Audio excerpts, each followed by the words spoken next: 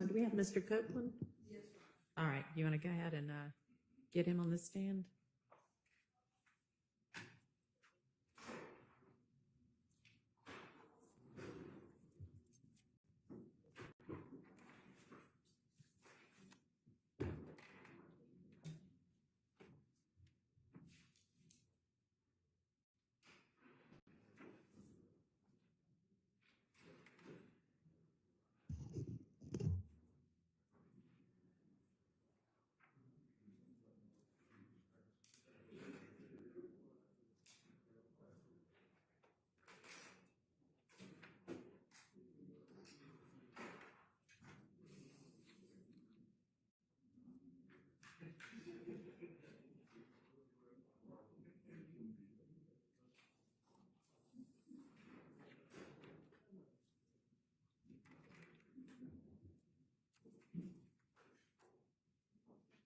Good morning. All right, we're ready for the jury.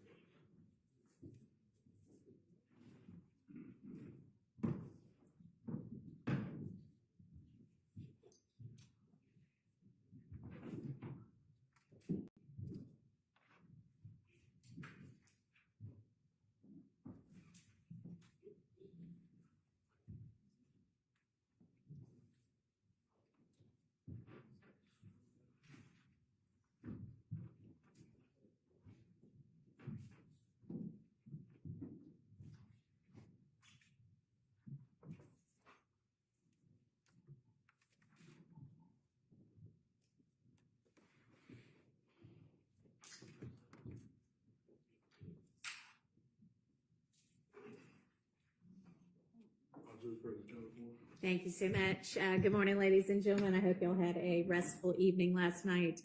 One thing I meant to tell y'all yesterday, but I'll tell y'all this morning, if there's ever a time that y'all feel like you need to stand up and stretch or just move around while we're in the testimony, feel free to do that. I mean, it shouldn't be distracting to anybody. And I know, believe me, I know that sitting all day long can kind of get uncomfortable sometimes, so just feel free to do that if y'all need to. All right, Ms. Hylton, you can go ahead with your examination. Thank you, Your Honor. Good morning, Mr. Copeland. Good morning. Now, yesterday when we left off, you were speaking about this infinity that was rented about that you gave to Threat, I guess the day before Donovan Thomas was murdered. Is that correct? Yesterday when we left off, were you speaking about the infinity that was rented by Thug that you gave to Threat the day before Donovan Thomas was murdered? I don't recall. Okay. Do you recall yesterday talking about giving an infinity to Threat?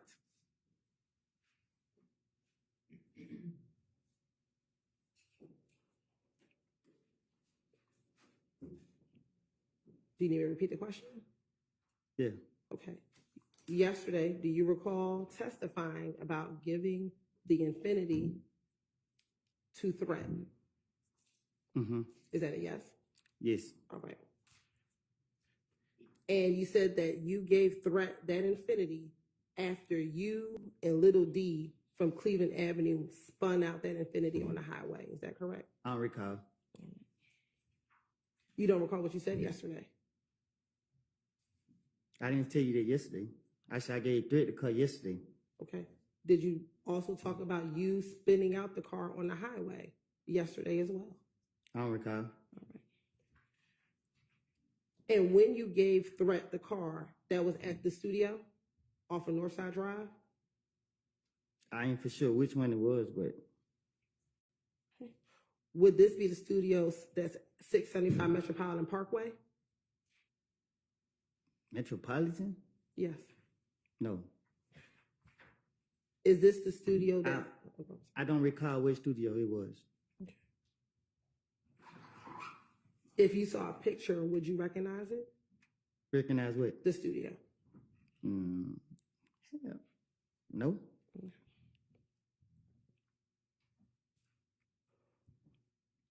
When you dropped the car off to the studio, do you know if Thug was inside the studio? I didn't go in. Okay.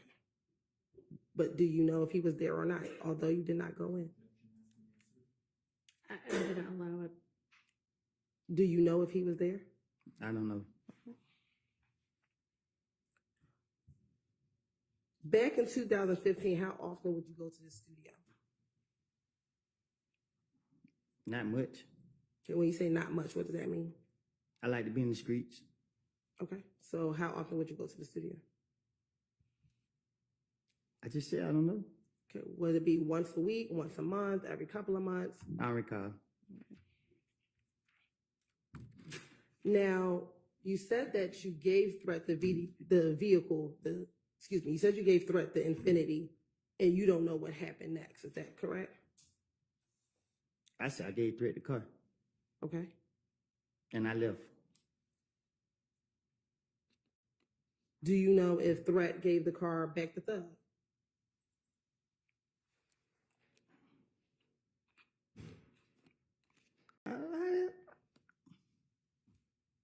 I don't recall. I don't know. Okay. This was the car that Thug rented, correct? I don't recall. Yesterday, didn't you testify this was the car that Thug rented? Shit, I guess I don't know. Like, You don't know if Thug rented the car or not? yesterday you asked me, did I go to a rental car place with him? Yes. And what was your answer? What did I tell you? You tell me. I don't recall. Okay.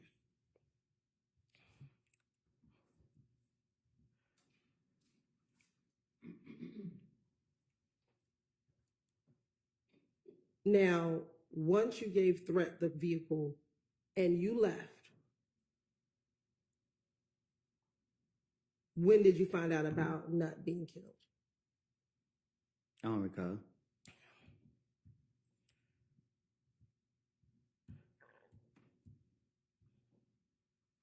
Did anyone tell you that Threat killed Nut?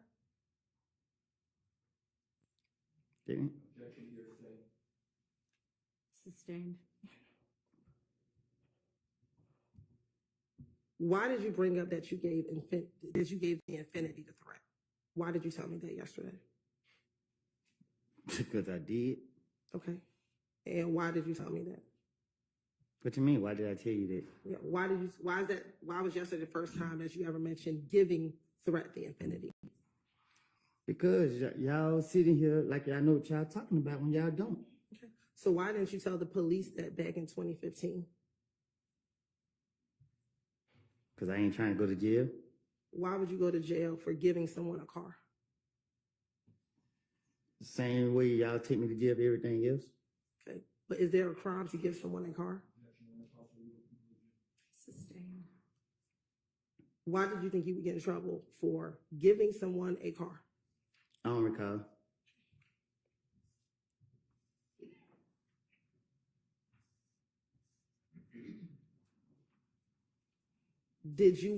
Were you trying to insinuate because you gave Threat the car that Threat must have had something to do with Nut's murder? Huh? In telling me yesterday that you gave the affinity to threat, were you trying to infer that threat must have had something to do with Nut's murder? I don't know what Threat did. Okay. So why did you tell me about giving threat the affinity? Because you put me up here to tell the truth. Okay. Is there some truth? Did threat kill Nut?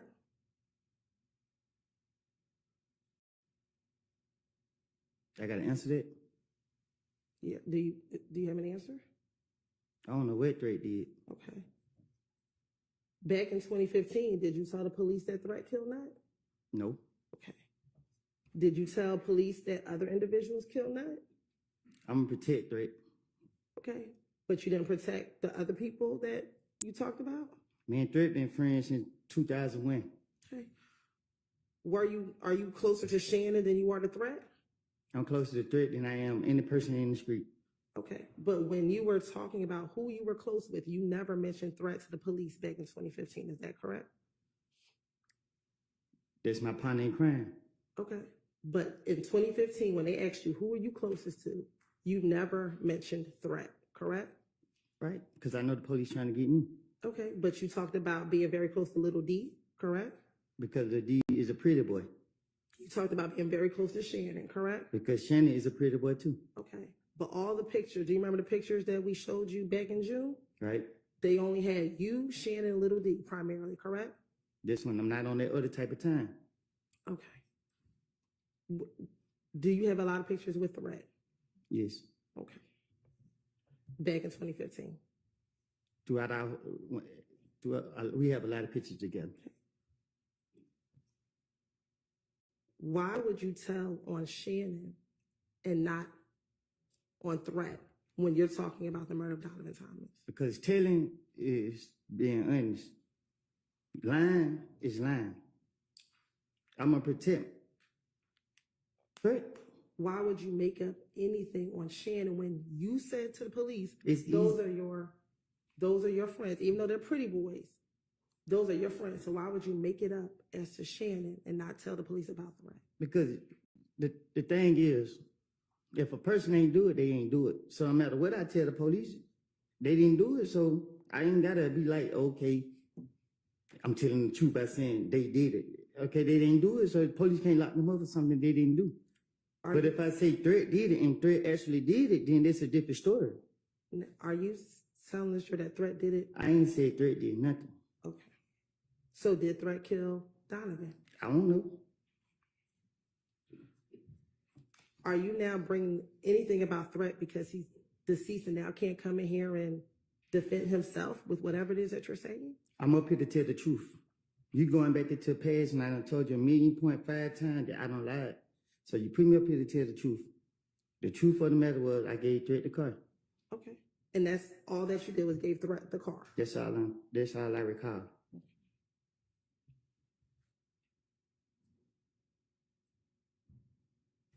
And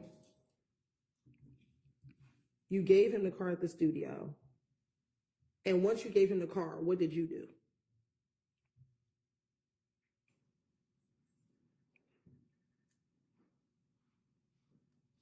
I don't recall.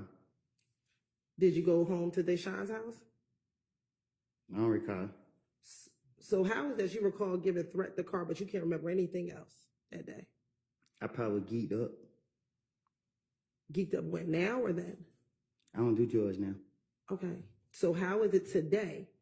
You can remember that you gave Threat the car, but you can't remember anything else you did back in January 2015.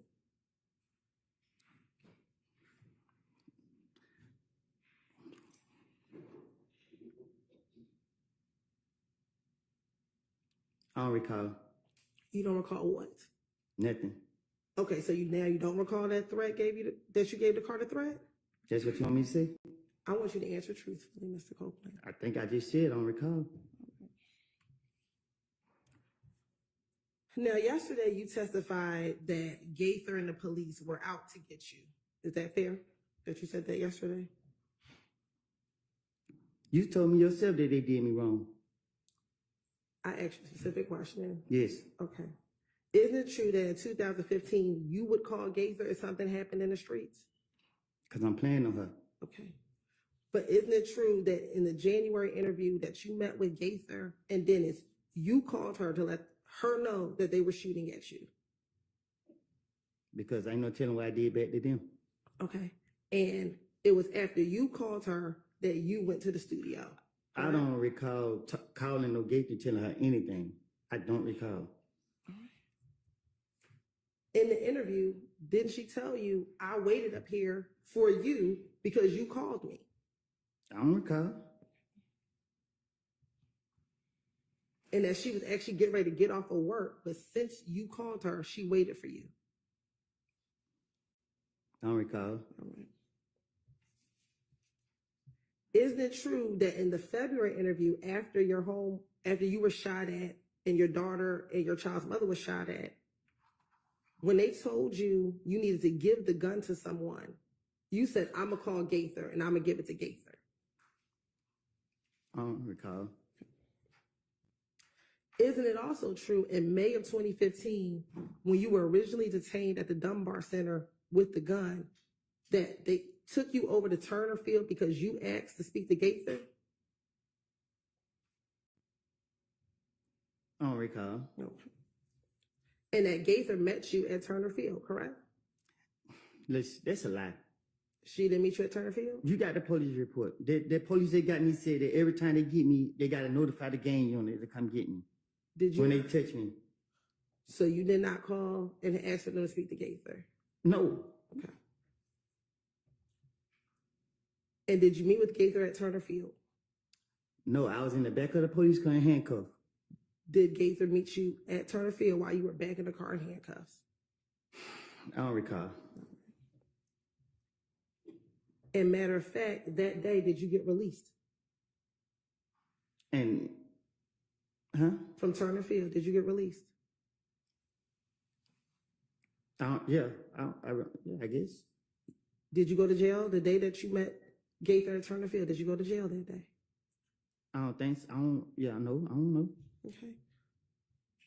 You didn't get arrested for that gun at the Dunbar Center until June of 2015, correct? I guess. Okay. And isn't it true that even after you got arrested in June of 2015, that once you were in jail, you called Gaither multiple times to speak to her from jail? I don't recall calling her from jail.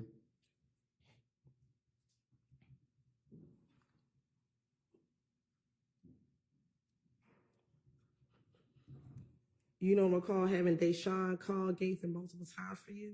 I don't recall.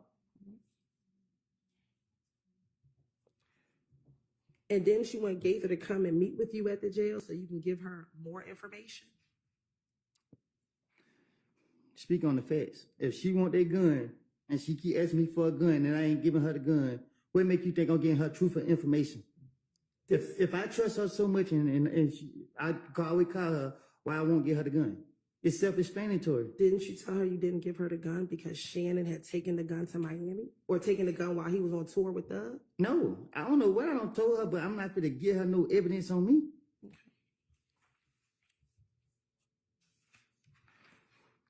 And wasn't Deshaun actually frustrated with you because you wanted to call Gaither so much and she didn't want you to call and speak to Gaither? Because Deshaun knew what I was doing.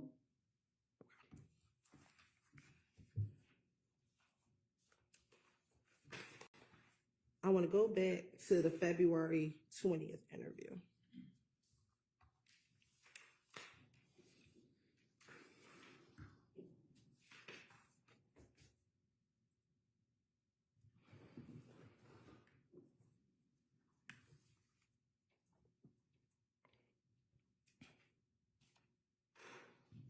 Now, I just asked you about Detective Gaither and speaking with her.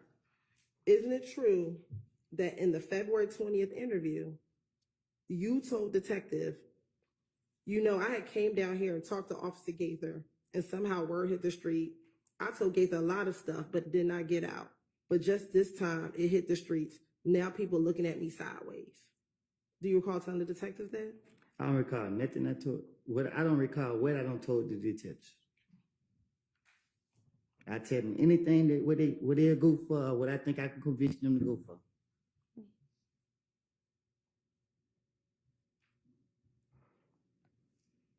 And did you also tell the detectives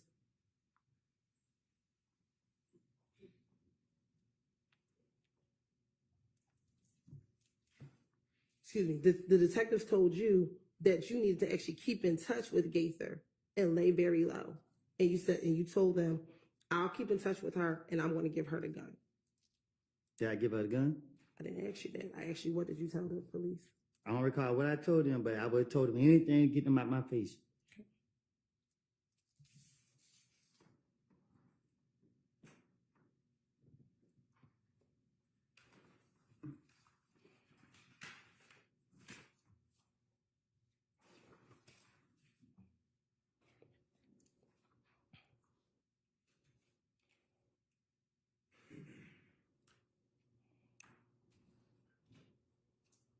Now, back in 2015, did people believe that you were the reason that you were a bad influence? Can you repeat that question? Sure. Back in 2015, did you tell police that you were the reason that Thug's name kept coming up? I'll And- allow that. That's okay. Thought that might be a different question, but you can ask that question. Thank you. In the February interview, did you tell the police that you were the reason that Thug's name was getting involved in all of this beef and drama with YFN and If Gang? I don't recall nothing I told the police. Okay. Did you say to the police, I heard someone say, I'm the reason. They said that I pulled Thug into this. I'm the reason they bring Thug name up. Thug has something to do with it because of me. Folks going around saying I'm trying to mess up his career. How the hell am I messing up his career? I had nothing to do with it. I didn't. I don't know what the hell is going on. Sorry. I had nothing to do with this. I didn't. I don't know what the hell is going on. I would tell the police anything to get them out my face. Okay.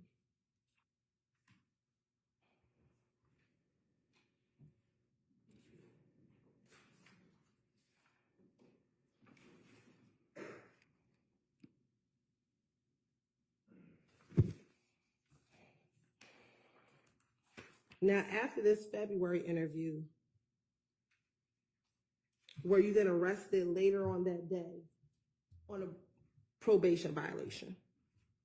Y'all locked me up so many times. I don't keep record of this stuff. Okay. Going back to the pictures from yesterday.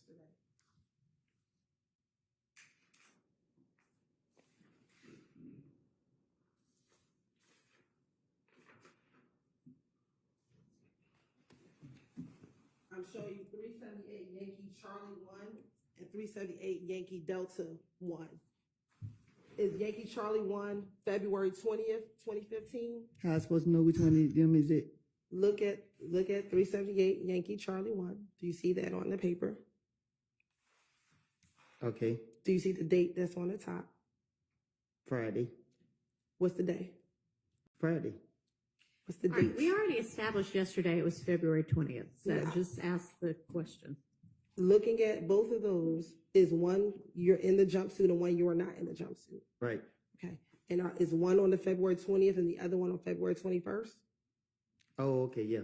Okay. So after you left your interview on February 20th, were you arrested on a probation violation? Huh? After you left the interview on February 20th, were you arrested on a probation violation?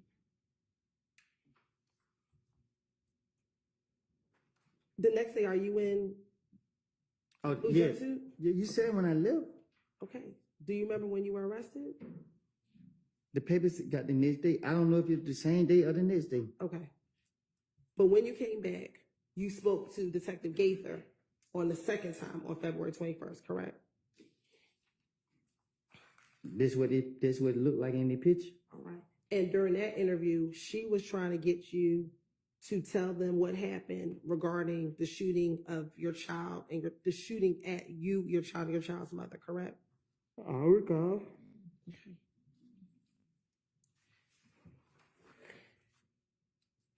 And during that interview, you actually begin the interview not talking about the shooting, but talking about what was happening between If Gang and you, because people thought you killed Nut, correct? I don't recall what I told the investigators. I was just saying whatever come out of the top of my dome to get them out for me.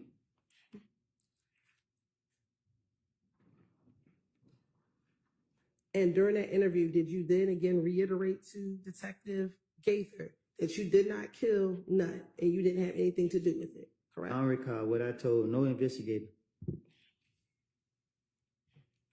And you also began to tell Detective Gaither again what occurred the night that Nut was murdered, once you learned that Nut was murdered, correct? I don't recall nothing I told the investigators. Okay. You also told Detective Gaither in this interview that you learned from Little D that Nut got killed. That's what I told the police. Is that what you told Detective Gaither? I don't recall nothing I told the investigators. If you call me here to tell the truth, you got to stop going back into the past. Okay. And you also told her about being at Carver home at your baby mom's house that earlier in the day that Nut got killed, correct? I don't recall nothing I told. Who you said I said this to? Detective Gaither. I don't recall nothing I said to Gaither. And matter of fact, you told her that you came down on your own that morning to let the police know that you had nothing to do with Nut's murder, correct? I don't recall nothing I told the investigators.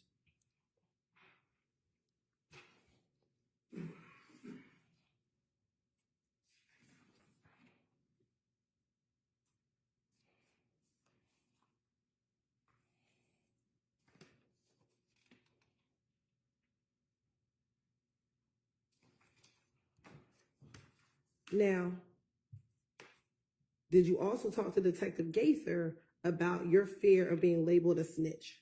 I don't recall. Okay. When she asked you to tell her about who shot at you and your child's mother, you told her, I try my best, man, to just because if I help you tell you anything and make it even worse. And she asked, what makes it worse? Now I'm a snitch. Now this and that. I don't recall. And she asked you worried about snitching? And you said, I just want to get out of jail and just stay out the way. I don't recall.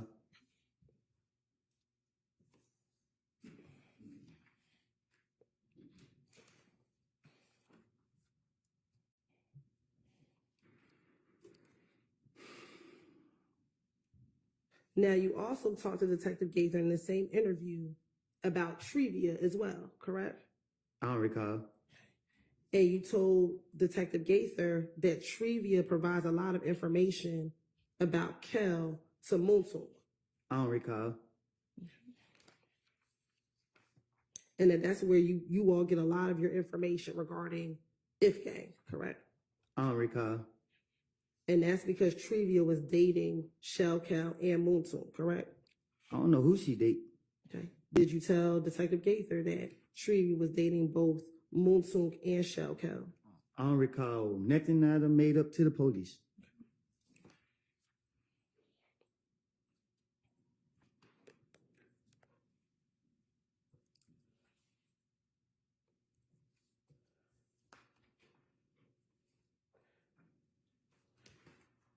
Now, we just talked about you calling Gaither the night that they were shooting at you on the highway. Do you recall yourself today calling Gaither the night that they shot at you on the highway? No, I don't recall. Okay.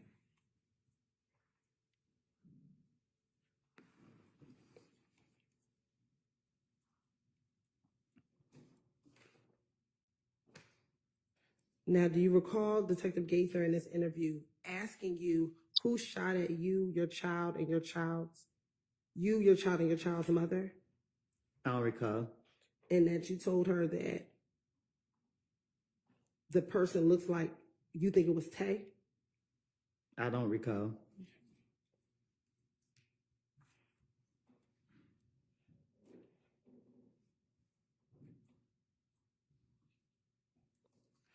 Do you also recall telling Detective Gaither in this interview, which is now February 21st of 2015, that after they shot at you on the highway, that people from the opposite gang posted it on Instagram? So people from If Gang posted it on Instagram? I don't recall.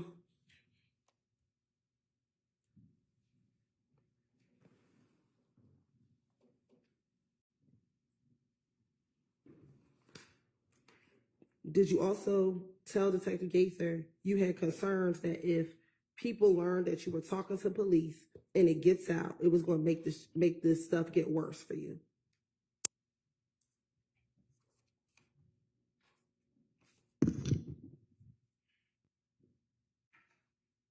You're staring. Are you going to respond?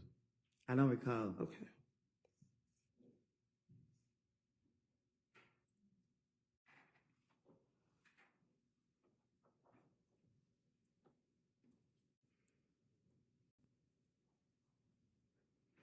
In this February interview, did you tell detectives that you knew it was Tay because you knew what he looked like and that you used to play ball with him at Carver? My right hand to God, Tay never shot me and my child and my baby mom. I asked you, did you tell detectives? I don't recall. Yeah.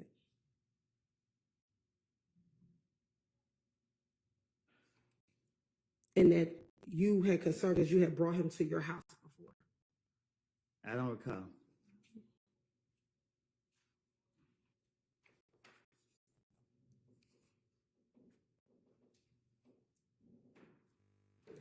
And matter of fact, didn't you send Detective Gaither a picture of Tay from Instagram telling her that this is the person who you believe shot at you? I don't recall.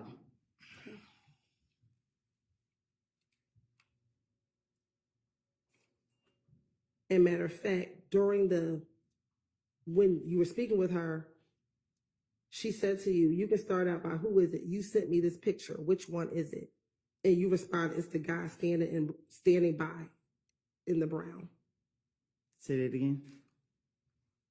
When she asked you if it was the Instagram picture that you sent to her, when you were identifying Tay, she asked you, you can start out by who is it? You sent me this picture. Which one is it?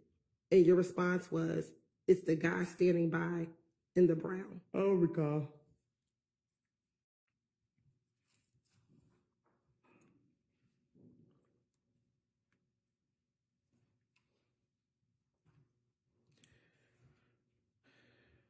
As relates to being a snitch, did you also tell Detective Gaither that you were concerned being labeled a snitch because other individuals were being tortured because they were considered being a rat? You done? Yes, the question is finished. Being a snitch is someone who telling the police the truth. Were you concerned being labeled a snitch because you were telling the truth to the detectives back in January 2015? I done did so much stuff in my life. Being labeled a snitch, I don't recall. Okay. Specifically, you told her, I see how boy is living. And she asked you, how's he living? And you said, hell, he gets tortured everywhere he go. He a fucking rat, this and that. And I turn around, I'm in the same shoes he is. I don't know if he did whatever he had going on. I have not done none of this. It's just like, only reason I know this much information is because I be around so many people. I get the word. It's cap. Okay. And we say it's cap, what does that mean? I don't recall.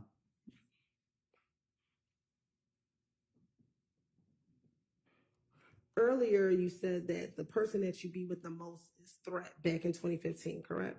No, I said this my best friend. That's your best friend. In this interview in February of 2020, when you were asked, who were you around? Isn't it true that you said, it's only two people I fuck with, Shannon and Little D? If I'm not with Shannon, me and Little D, we together all the time. I wasn't gonna tie myself in with threat. Why? At this point in time, why? I don't recall. Okay. And you said, matter of fact, yeah, we together all the time. The only two I've been with. I don't recall.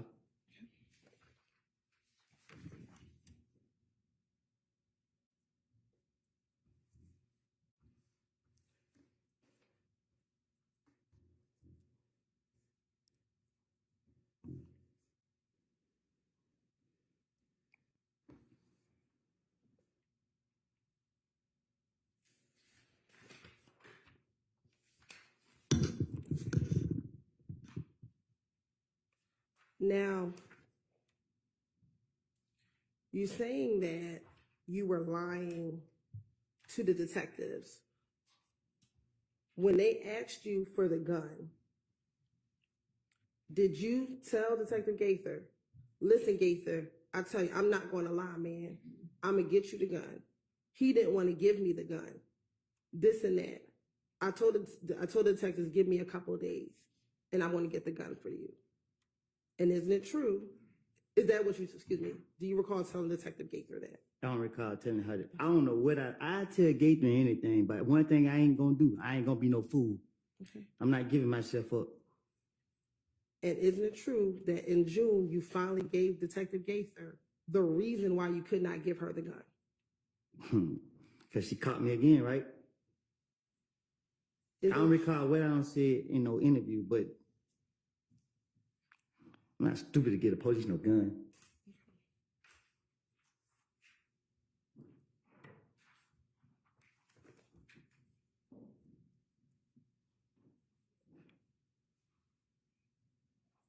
Especially Gaither.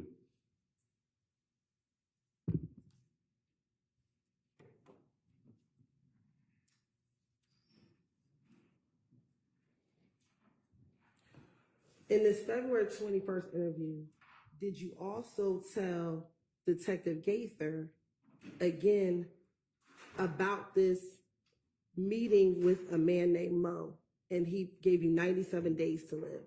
Did you tell Detective Gaither about this meeting? I don't recall. Is it true? You told Detective Gaither.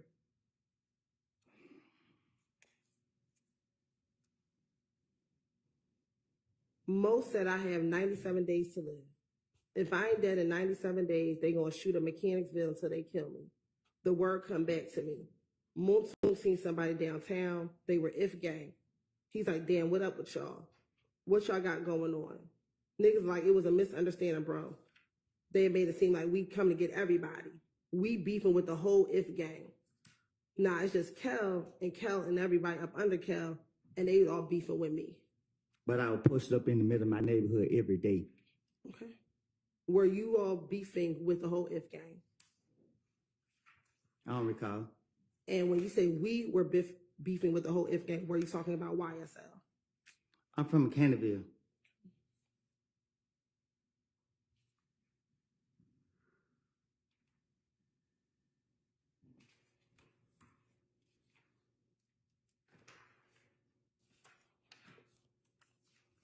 Now, during that interview in February 21st, do you recall another detective coming to speak with you about an unrelated issue? I don't know. Okay. Do you recall someone coming in and talking to you about another murder? If you say. Okay. And during that interview, she talked to you about being a part of YSL, correct? I don't recall. What I talked to with any of these police is about, I just know that I was trying to get them off of me. And I'm finna make up whatever, if they bring up whatever topic, I'm finna make up something to get them off of me. I'm a victim in every situation. I'm an innocent in everything I do. Do you recall her asking you, you was Billy Blood? And your response was, I was, but. And she didn't ask you, what are you now? And your response is, that's the point. They got mad because I didn't go back with Inglewood because I hang with Thug and I'm YSL. I don't recall saying that.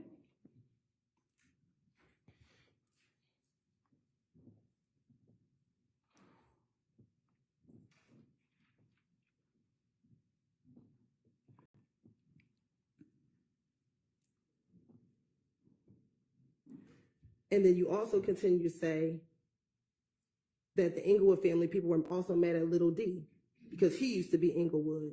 And when he got in, excuse me, strike that. You also continue to say that Inglewood was mad at Little D as well, correct? I don't recall. And that when Little D got jumped by MDC, they laughed at him because they thought YSL should have helped him out in the club. YSL is not a game.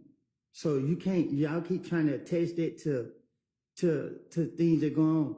If YSL was a game and you saying that I was Billy Blood and Lil D was If game, how the hell, excuse my language, how would all us be YSL if we all supposed to be this and that and that? It don't make sense. If you're a gang, you only gonna be one thing. Doesn't YSL have both Blood and Crip gang members? YSL is a record label. Were you ever signed to YSL as a record label? Y'all keep locking me up. Were you ever signed to YSL as a record label? No. When you got out of jail and you were doing your rap videos, were you signed to YSL? I was signed to somebody else. Okay, so you've never been on YSL, the record label, correct? Okay. Okay. So when we're talking about you was Billy Blood, but now I'm with Thug and them, I'm YSL. Billy Blood is not a record label, correct? But when you're speaking on gang, Is Billy Blood a record label?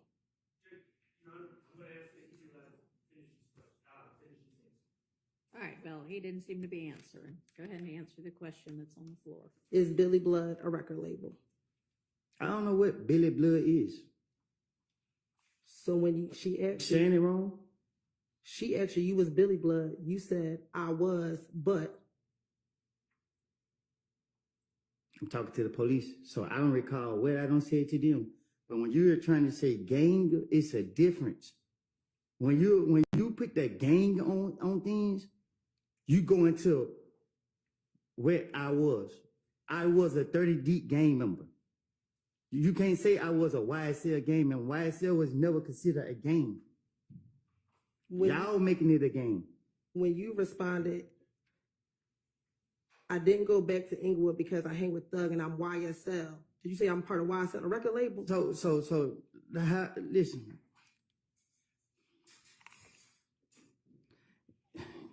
It's not a gang. You know what I mean? It don't matter how y'all try to put it, how y'all trying to see it. A gang is these people right here, everybody right here, and everybody. You can't put Crips and Bloods together and say that this is a gang. Because if the Crips and Bloods get into it and everybody that's saying that, you know, they YSL, they got to pick what they're going to choose. You can't say, like when I was down the road and then people like, oh, there's Woody. He be with Young Thug, such. And the Blood's like, well, he not Blood. And then the Crips like, well, so when they get in, it don't make sense. Y'all got to get that. Y'all don't know what y'all talking about. Y'all in here trying to make something more than what it is. It's not.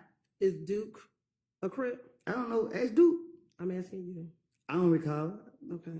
And is Duke a part of YSL? Ask Duke. I'm asking you. But we speaking on gang. I asked you a simple question. Is Duke a Crip? I don't know. I'm not a Crip. Never was. That's not what I asked you. I can't tell you who's a Crip and who's a Blood. Do you know if Duke is a Crip? I know I'm a civilian. Overruled. Do you know if Duke is a Crip? I don't recall. Okay. Do you know if Duke is a member of YSL? I don't recall.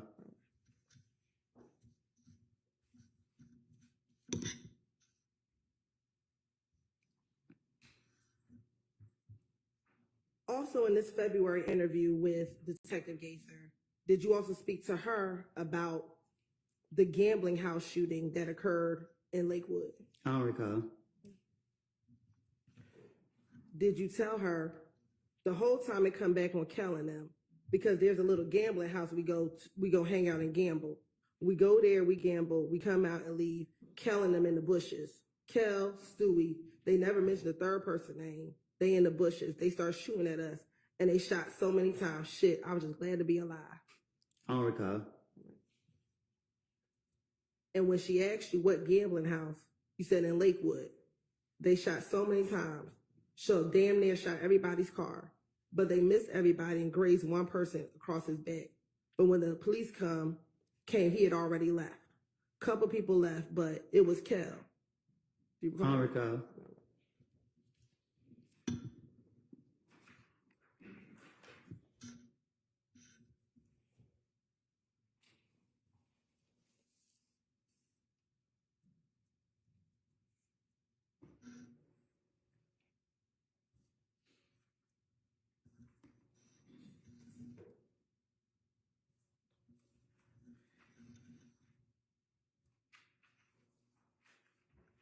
And in fact, you told Detective Gaither the reason why you found out it was Kel is because he got into it with Gucci Red, and she came back and told you all that it was Kel that shot up the gambling house. I'm talking to the police. I'm going to tell them anything to get them out my face. I don't recall what I don't told them, so you keep asking me the same these questions about what I told the police. Ask me about what's going on today. I don't recall about no lies I don't told in the past. Back in 2015, were you afraid to come to court to testify if you had to against Tay? Can you say it again? Sure. Back in 2015, when you had this interview with Detective Gaither, were you afraid that you would have to come to court to testify against Tay? Miss Hylton, you know I'm not afraid of nothing that's walking on this earth. Okay. You know that. Looking at that interview, did you tell Detective Gaither, if I describe him in your case, I will have to come to court? I don't recall. What I don't told the investigator, whatever you call them. And then you also asked Detective Gaither,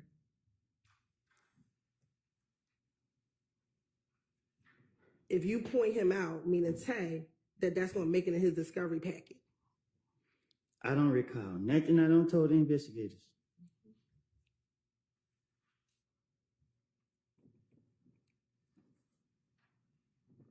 And matter of fact, Detective Gaither said to you, I mean, if you identify him, you a victim. I'm not going to sit here and lie to you and say it's not going to eventually come out. I don't recall. Nothing I told the investigators. And you told her, man, I know if I do this, shit just going to get worse and worse. Miss Hylton, I don't recall. Nothing I don't told the investigators. And you continue to say, nah, I'm worried about he get locked up, he get the discovery, see, I circle his picture and put my name on there, and he gonna send it to the street, say I told on him. And they gonna put it on Instagram and Twitter, and they gonna tell everybody, and then I'm gonna just be like, boy, then nobody won't be around me. But the God honest truth is he never shot at me. Okay. But back in 2015, your concern was if you pointed him out, you'd be labeled a snitch, correct? No, my concern was that they locked him up for something that he didn't do. You know what I mean? Like, I don't recall, you know what I mean? I don't recall what I don't told the investigators, but telling them the truth be the last thing I ever do. And matter of fact, you kept asking, I'm gonna have to come to court, correct? I don't recall what I just said to the investigators.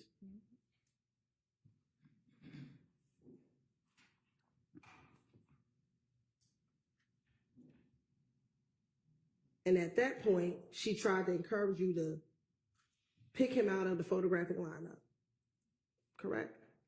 I don't recall. And then you asked her, what do I have to do then?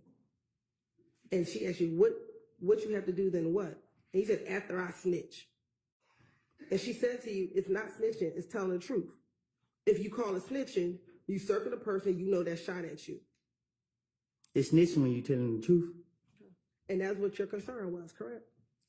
Not if y'all sitting here trying to make me say somebody shot at me that they didn't shoot at me. But if this way it's going to take, because they keep saying here, you going to let people shoot at you while you got your child? I'm tired of you keep asking me something. I don't know who shot at me. If I knew who shot at me, I don't recall.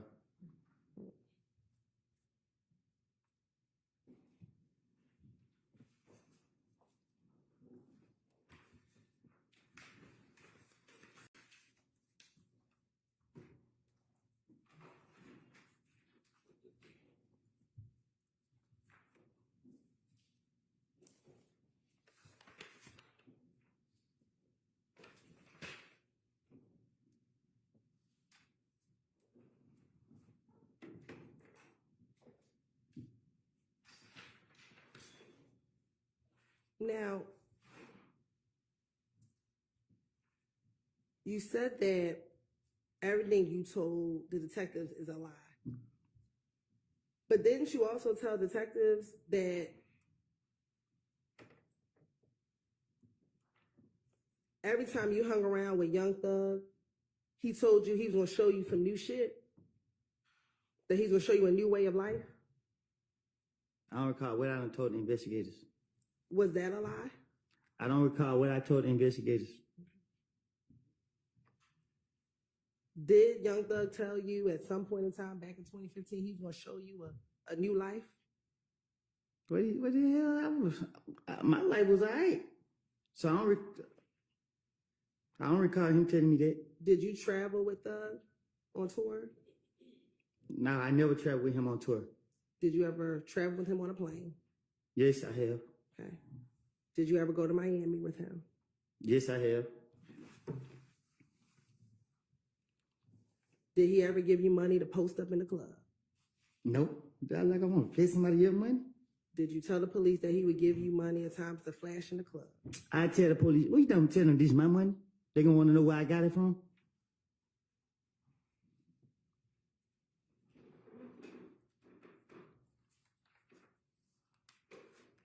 Did you also tell the police that Thug told you to have your girl find a place in Cobb County so you can lay low for a while and that he was going to help you out and pay for it?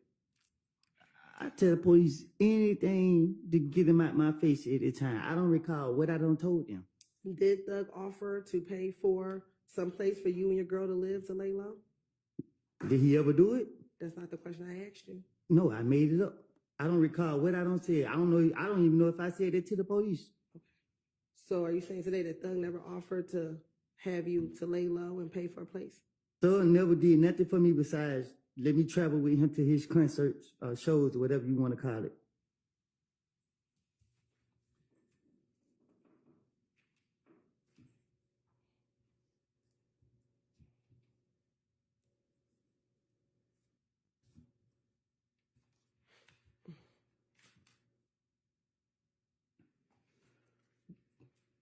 Didn't you tell the police after they asked you this question? They asked you, Thug can't get no money to get your girl to move? And you said, I know he will, but I'm in jail. They asked you, I mean, what? To send words to send word. If he's going to look out, he would. Sorry. I mean, what? To send word is to send word. If he's going to look out, he will, jail or not. And your response is, he said, find somewhere in Cobb or Clayton County.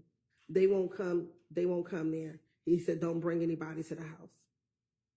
I don't recall nothing I done told to the police.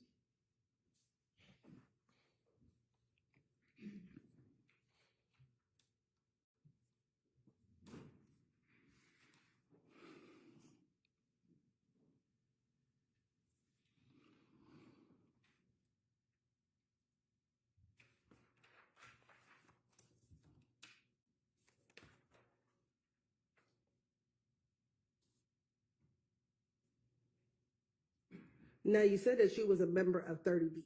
So 30 Deep a gang? Nah, I just said that, but Was 30 Deep also known as the Blue Jeans Bandit? I don't know. That what y'all labeled it? Have you ever heard 30 Deep be a reference as? I don't recall. What Bloods are a part of YSL? Huh? What Bloods are a part of YSL? What you mean? What Bloods are a part of YSL? You can't. I don't recall.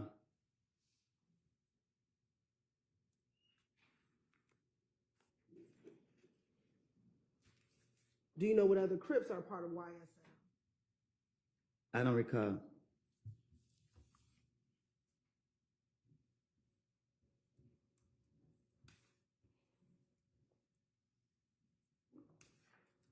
And earlier, did I hear you clearly when you said YSL has Crips and Blood, so it can't be a gang?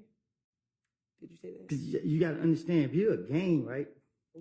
So you a Bloods. The Bloods won't let you say that you YSL or you 30 Deep or you MDC. You gonna even be Blood and whatever that is, a Crip or whatever that is. You can't be two, three different things. Like, where they do that at?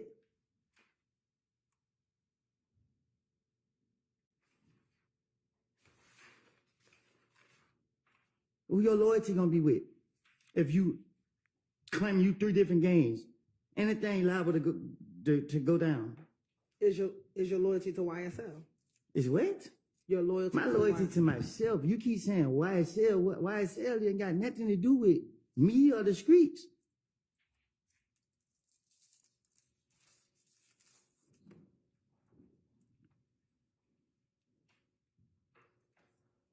I just asked you whether or not Thug gave you money to flex on the stage, and your response was he did not give you money, correct? I tell the investigators anything. That's what my response was. Okay. In that January 28th interview, did you tell them Thug gave me money and I'm on stage flexing the money? I don't recall what I told no police.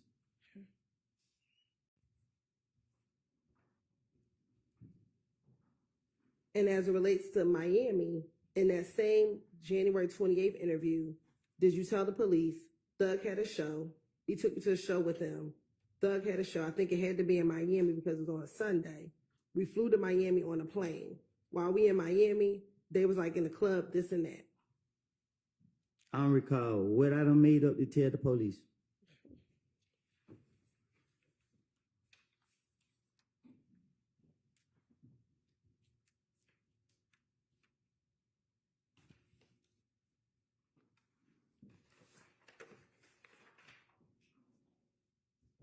After this February 21st interview,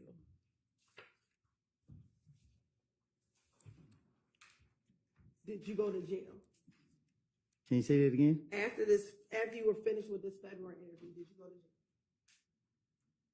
I don't know what you. After you left that interview, when you're in the blue jumpsuit, did they take you to jail? After you left the interview on February 21st with Detective Gaither and Detective Dennis, did you go to jail? Did they take me back to the jail? Did they take you back to the jail? I'm pretty sure they did. Okay. And were you released in March of 2015 from your probation matter? After y'all false arrest me? Were you released from jail in March of 2015 from the probation? I was released, I don't know when. Okay. After March of 2015, before June, did you ever go back to jail? Between March of 2015 and June, do you recall going back to jail? I went to jail every time the police saw me. Okay. Did you ever go back to the Fulton County Jail between March and June? Huh? So back in 2015, Right. you got out after this probation violation, correct? You got out of jail, correct? Yeah, I got out. Okay. And we know the next time you went to jail was in June because they arrested you at your house, correct? No, they locked me up at Deshaun house. Excuse me, at Deshaun's house, correct? Right. So I'm asking, between the time you were released in March and the time that you got arrested in June at Deshaun's house, did you go back to jail at any other time between when you were released and when you got locked up? Yeah, I think I went to jail like 3-4 days after I got out. Okay. And was that in Henry County? Yes. Okay. Do you remember how long you stayed in Henry County? It went no day or nothing. I stayed in there for a little minute. When you say a little minute, would that be about a month? Probably, yeah, I think so, a month. Another time y'all false arrested me. That was in Henry County, correct, that you got arrested? Yep. You know Henry County's not in Fulton County, correct? Well, I never been in Henry County a day in my life, so why they locking me up? Because y'all told them to. That's a different county, correct? Y'all all work together. Is Henry County a different county? Okay.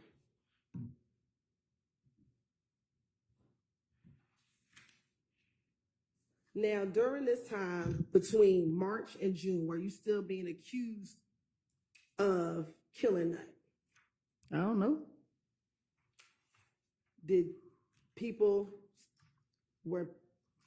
you still believe that people thought you killed Nut?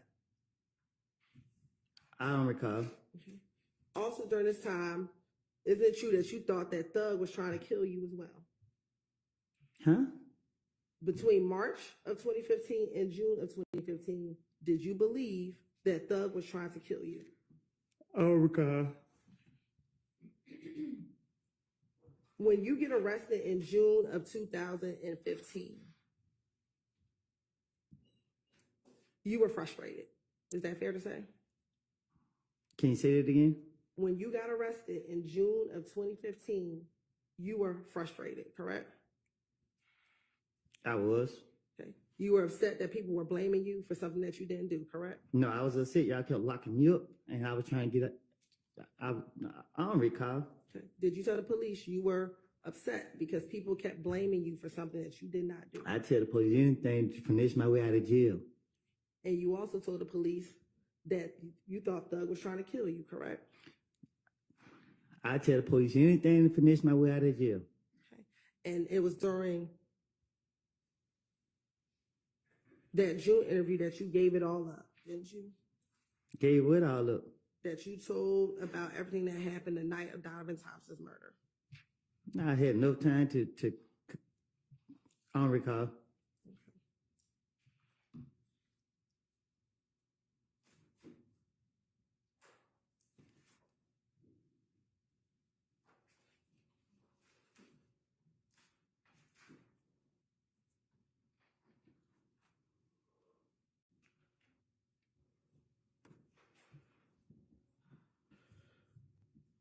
And in June, that interview started at 9:00 in the morning after they arrested you at Deshaun's house, correct? If you say so. And you were arrested at Deshaun's house for the gun that they found at the Dunbar Center in May of 2015, correct? I think so. And also when you got to Deshaun's house, you had another gun in the house for which, I ain't had nothing. okay, they found another gun in Deshaun's house, correct? That's what they said. Right. And they brought you in the headquarters to speak with you, correct? They brought you to the headquarters to speak. You shook your head. Was that a yes? Yes. And in that interview, Detective Gaither was present, correct? If you say. Detective Dennis was also there? If you say. Okay. Did you also speak with an ATF agent? If you say. Do you recall speaking to an ATF agent? I don't recall none. Okay. And at some point in time in that interview, Thorpe came and spoke with you as well, correct? Did he? At some point in time, Okay. do you recall Thorpe coming to speak to you as well? All right. And then you also spoke with some internal affairs officers, correct? I guess. And this interview lasted at least, again, 9 hours, correct? Felt like longer than that.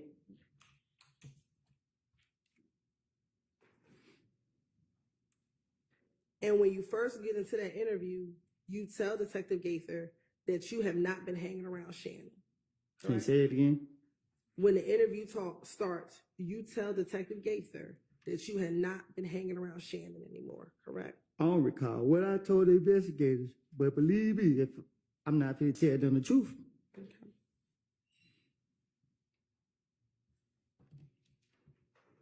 And you initially start the investigator saying that they're trying to kill you, correct? Can you say that again? You told the investigators that they were trying to kill you, That who was trying to kill me?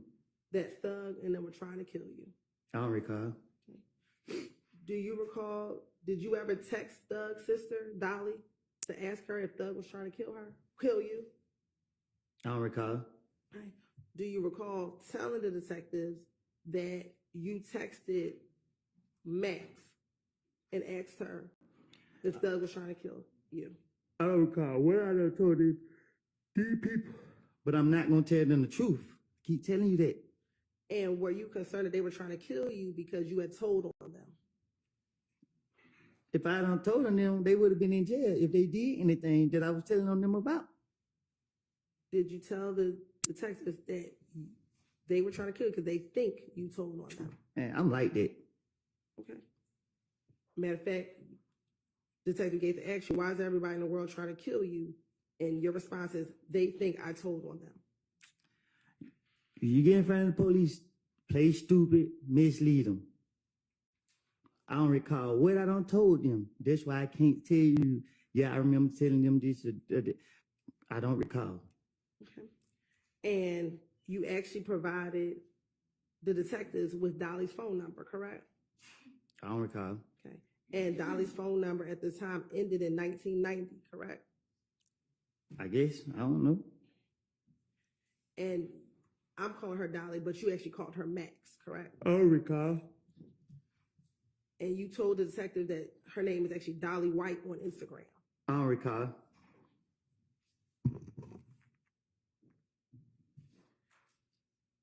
And you told the detectives that you called her and you asked her, your brother trying to get me killed, what the hell have I did to him?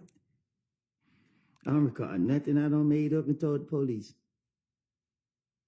And her response to you was just stop listening to everybody. I'm delusional like that. If you're delusional, why would you need to tell the detectives about a text message? Because this is how I am. I'm going to justify myself. I'm already think ahead of time. I'm already try to make myself be prepared.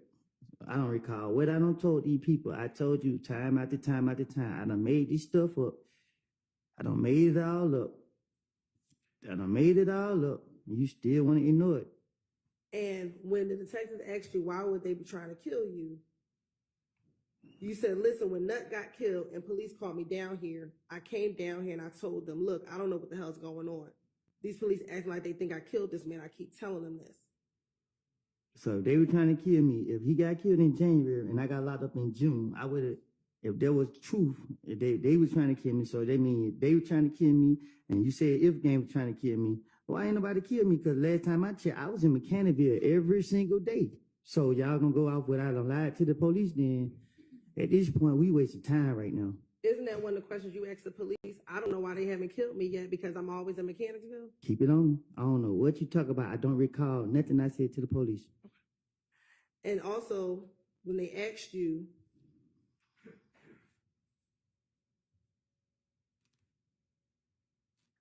who thought you were talking to the police or snitching, you told them that Thug was right there.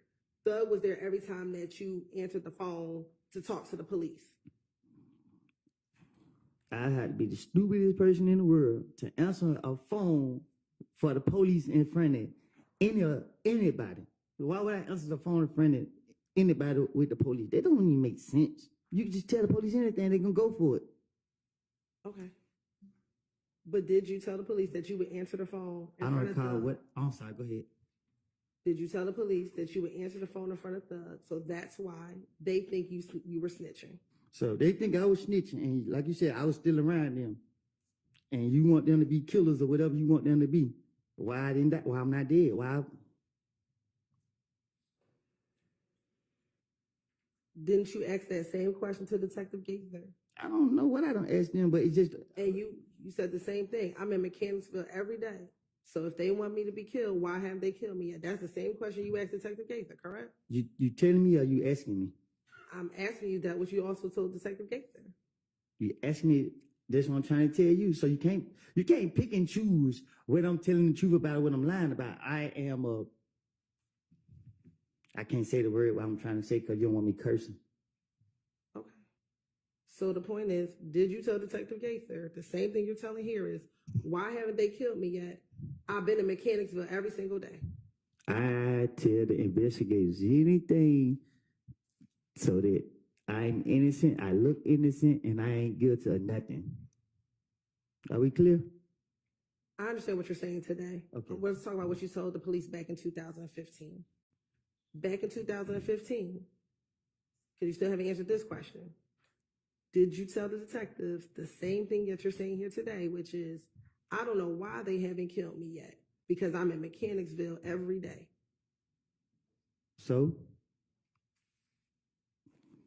What you saying? I'm answering that question. Did you tell the detective the same thing you're I saying? don't know what I done told the investigator. I asked them that 30,000 times already. I don't recall what I done told them. But what I'm telling you is, if somebody gonna kill me or somebody wanted to kill me, it wasn't hard to kill me. I was outside, still ill. All right. During the same interview,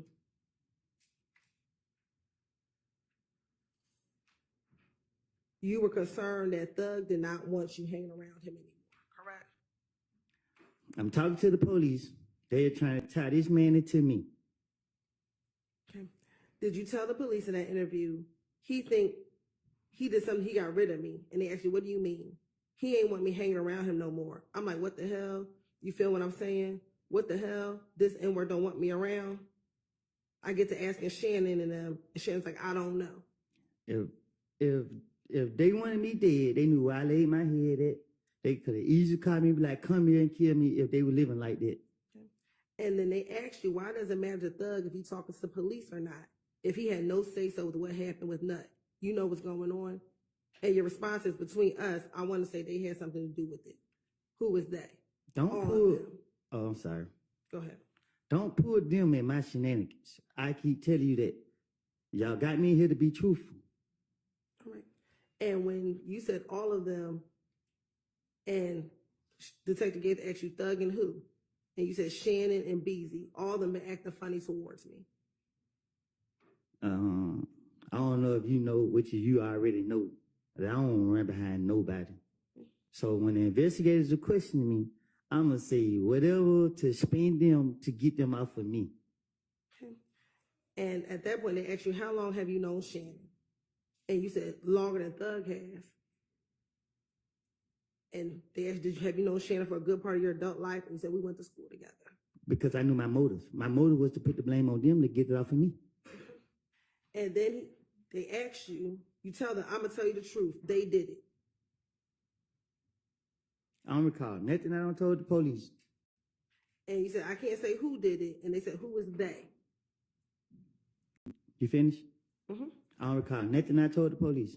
And your response was, I can't say who did it. This is how I know did it. Thug and them don't know which one did it. I was at the house.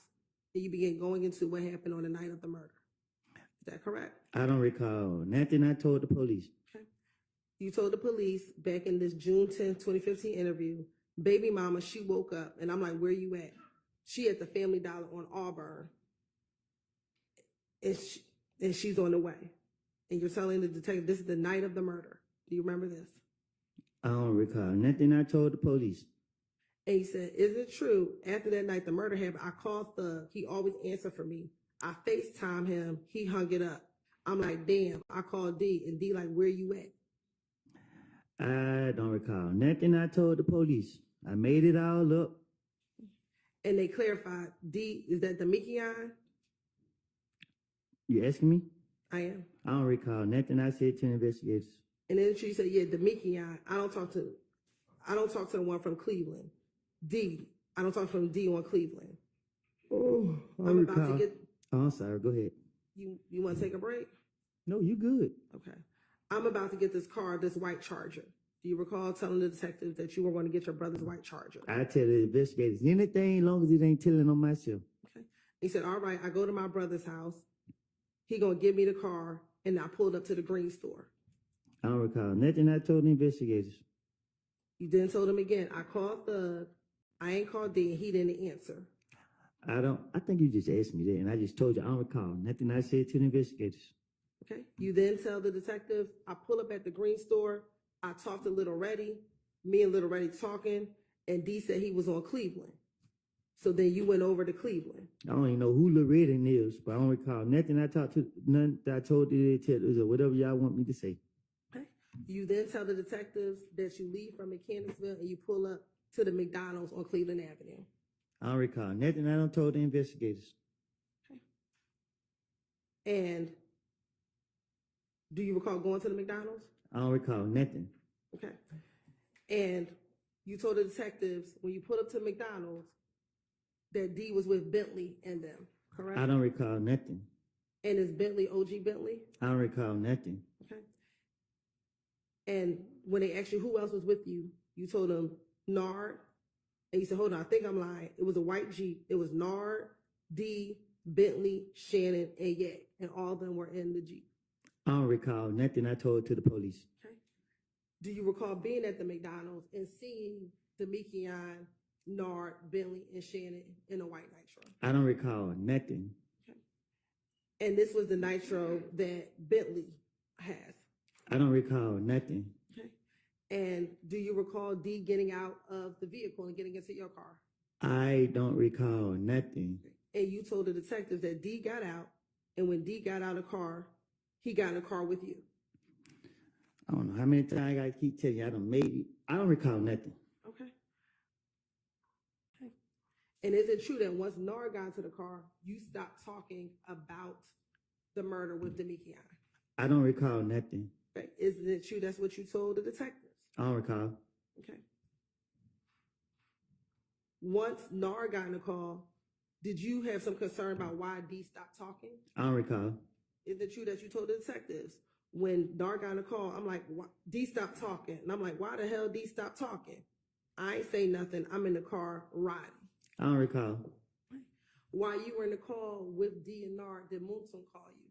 I don't recall. Okay. Is it true that you told the detectives Muntum FaceTime you and said, Nut just got shot, boy? Nothing I said was true. Why you keep asking me, is it true? I don't recall nothing I said to the police. And your response to Muntum was, I'm like, I just heard it, boy. He said your name on Instagram. And you said, I'm just getting out of the house. I ain't had no parts of it. Yeah. Okay. Is it true that's what you told the detectives? That after once more, he said your name. I'm sorry. He said your name on Instagram. I'm just getting out of the house. I didn't have any parts of it. I don't recall. And they asked you who was Nard. I don't recall. Do you know who Nard is? When you asked me that back there, what I told you? Do you know who Nard is? No, I told you back there I didn't know who Nard was. Have you ever seen Nard? I don't recall nothing I don't told the investigators. My question to you is, have you ever seen Nard? I don't recall.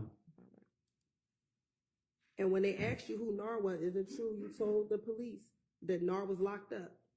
I'm trying to make, I don't recall. And they asked you what he was locked up for, and you told them what he was locked up for. I don't recall. Then they continued to get more information. When Nard got into the car, you said, D, stop talking. Once you left McDonald's, where did you go? I don't recall. I don't even recall going to McDonald's. I don't recall nothing that you talking about. I don't recall no lie that I told the investigators. You got me here to tell the truth, but you keep asking me about some lies I don't made up. Isn't it true that you told the detectives y'all got on the expressway? Nothing I said is true. I don't recall. And is it true that you told the detectives that they followed you, that you were following the Nitro up to Thug's house?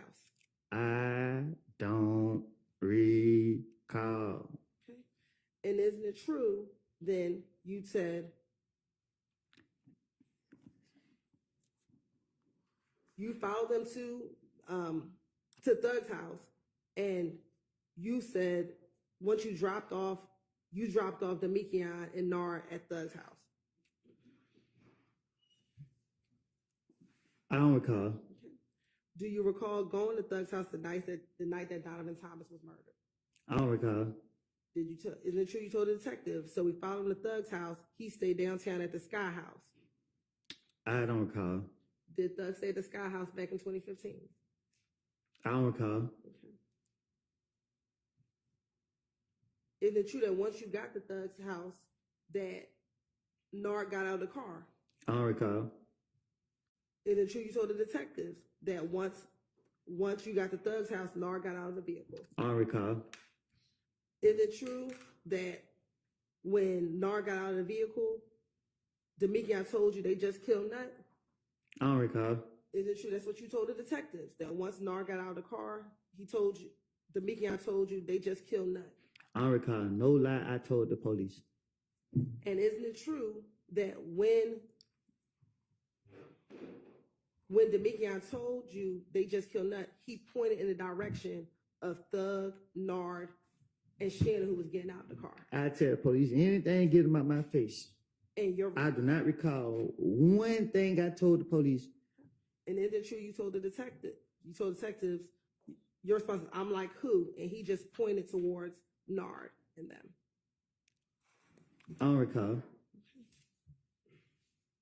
Is it true that you then told Demikian, you know what, I'm not going to get caught up in all of this?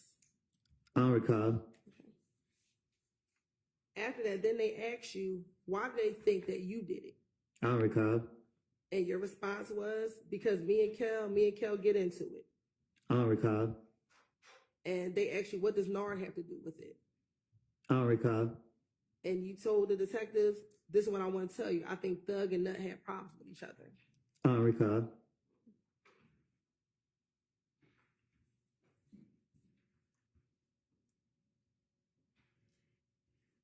And weren't you telling the detectives information that you learned from Demikian? I don't recall. And they actually asked you if Demikian would come down there and talk with them, correct? I don't recall. And you told them, I don't think he's going to come down because when you gave them Demikian's number the first time, Demikian never called them. I don't recall. And you actually told the detectives you encouraged Demikian to call the police. I don't recall. And you told the detectives, I told D, I love you too much. I helped you. These niggas not for you, bro. And you going to go with them. I don't recall.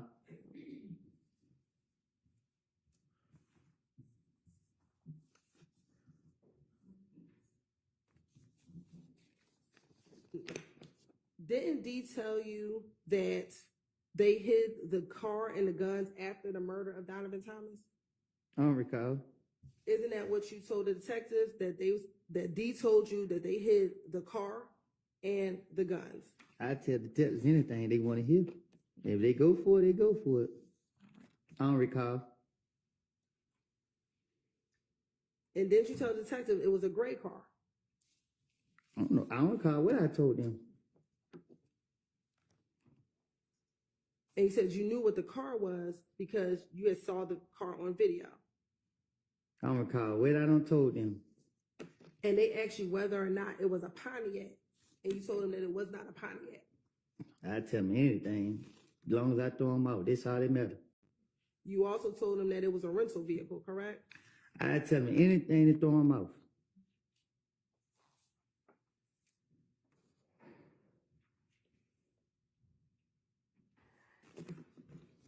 And although you're telling us today that you said anything to throw them off, isn't it true that you told the detectives, I promise you, I ain't lying. I hate jail. I'll be damned. The nigga tried to kill me and my child. I do hate you. And I would tell the police anything to throw them off. My question for you is, isn't it true that you told the detectives, I promise you, I ain't lying. I hate jail. I'll be damned. The nigga tried to kill me and my child. I don't recall.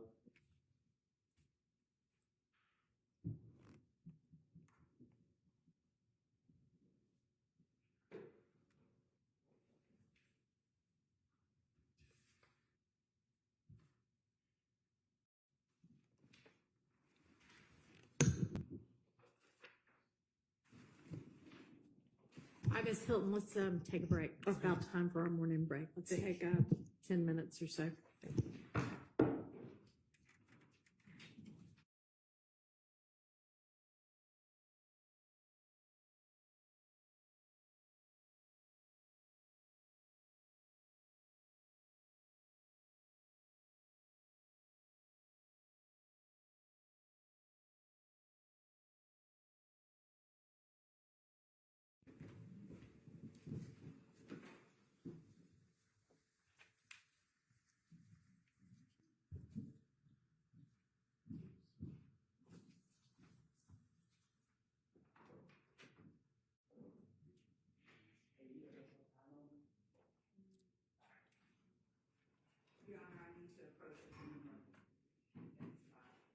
Okay.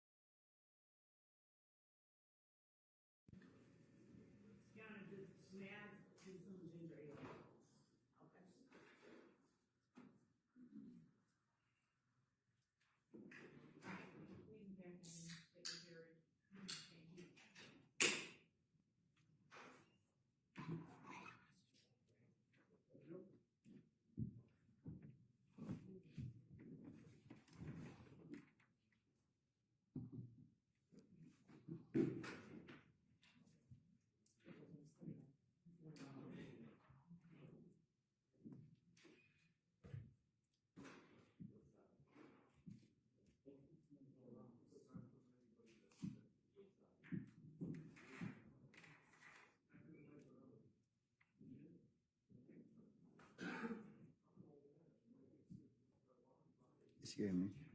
They got words on it. Hmm. Oh.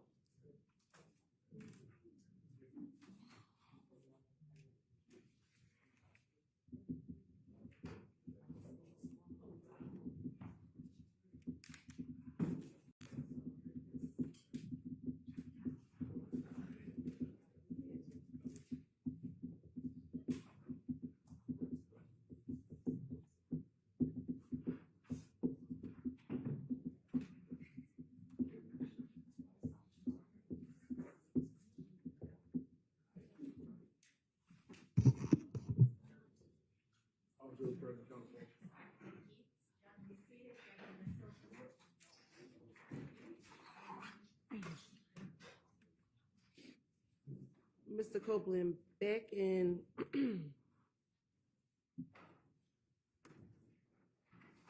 2015, were you mentioned in any of Thug's songs? Was your nickname Woody mentioned in any of Thug's songs? Huh? Did Thug mention you in any of his songs back in 2015? Back in 2015? Yes, sir. Oh, I don't know. Okay. Do you recall telling the detectives that he puts your name in these songs and he doesn't know, you don't know why he puts your name in these songs? I didn't like him rapping about me. Okay. Why didn't you like him rapping about you? Huh? Why didn't you like him rapping about you? Cause it's my life. Like, don't be lying on me. What do you mean by that? Don't be lying on me. Are you talking about in the rap songs? Yes. What did you think were lies that he was telling on you in the rap song? I don't recall. Do you recall what the verse was or what he said in the rap song? Ain't no speak no English. No, I don't recall.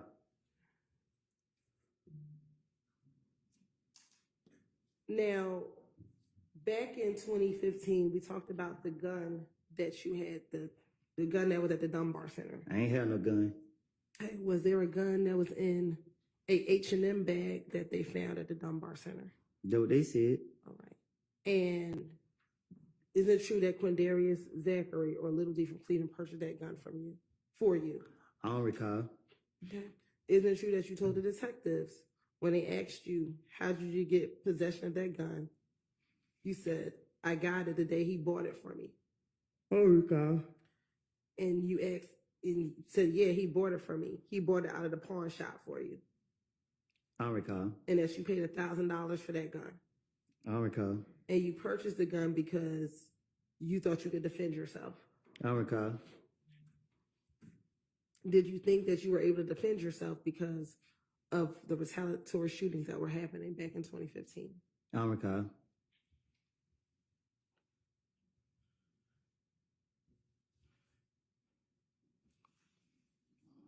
Do you recall telling the detectives that another detective told you you had a right to protect yourself? I recall. but that you couldn't take the gun if you were at the club, but if you were at home, you had a right to protect yourself. I don't recall.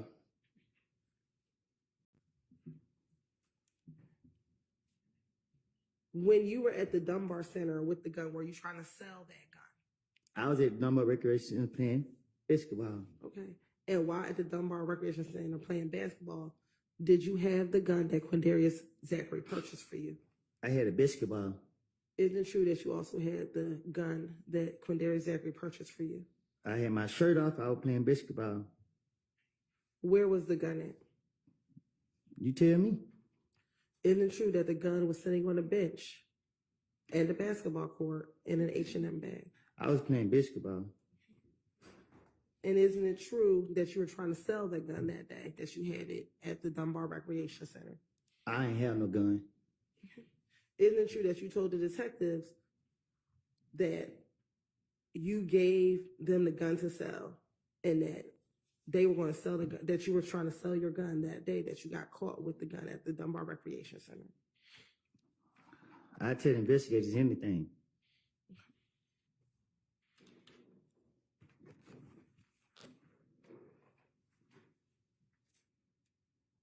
Matter of fact, isn't it true that you told the detective, when I was locked up, I called one of my partners and he was like, get some money, can you help me out? He was like, yeah. When I got out, they brought me the gun back. And I was like, I don't want it. I was still trying to sell it. That is why, that is what I had, you know what I mean? When I got the gun, I got it from the green store. I went up to the park to go play basketball, but I was waiting on them to come and get it. Little D and them, so his brother pulled up. They actually waiting on who to come and get it. You talking about Demikian or Quindarius? You said Little D from Cleveland. He was supposed to pull up and get it. Cap, I tell the investigators anything to get them off me. I didn't have no gun. I didn't know nothing about the gun. When they said something about the gun, I was confused, shocked, lost. That's why they let me go that same day. And matter of fact, they wanted to make sure that they were correct, that you were both talking about the same gun. And Detective Gates said, I'm talking about the one from the Dunbar Center. He said, that is what I'm talking about. I'm sorry. Sorry. That is what I'm talking about. I got out of jail from Henry County Monday, and police got me for the gun Tuesday. I did not go to jail. Can you say that again? Sure. Detective Gaither wanted to clarify that the gun she was referencing was the gun from the Dunbar Center. And your response was, that is what I'm talking about. I got out of jail from Henry County Monday, and police got me for the gun Tuesday. I did not go to jail. Can you say it one more time? Sure. Isn't it true that Detective Gaither wanted to make sure that you both were talking about the same gun, so you clarified for her and said, that is what I'm talking about. I got out of jail from Henry County on Monday, and police got me for the gun on Tuesday. I did not go to jail. I don't recall.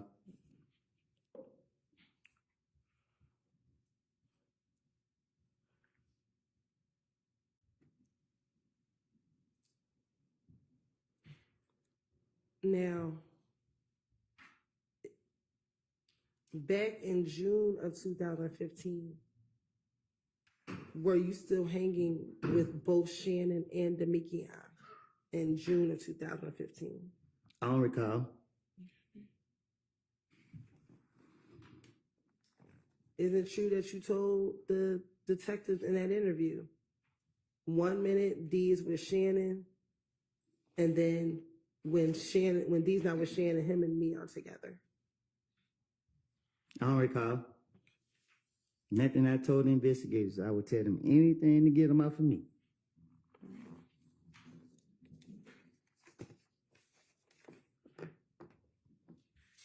Back in 2015, did you get all of your information from Little D from Cleveland? Excuse me, Little D from Mechanicsville. Say that again? Back in 2015, because you were locked up from parts of time, did you get all of your information from Little D from Mechanicsville? I'm Mr. Make Believe. I make it up. I don't recall. Nothing I don't made up. I keep telling you that. Isn't it true that you told the detectives in this same June 2015 interview, I get all my information through Little D, and they clarified which Little D, and you said Mechanicsville, and they said, so Demekion, and you said yes. I don't recall nothing. I don't say whatever I made up to the police. Okay. Do you recall saying that he's always in the midst of everybody? Everyone talks through him. You know what I mean? I can always just ask. I can call Lil D right now, and he will sit here and tell me what's going on. Nah, I don't recall nothing, but I do know that I tell Lil D what to say. So if I told the investigators go ask Lil D something, it's because I don't told Lil D to be prepared for it.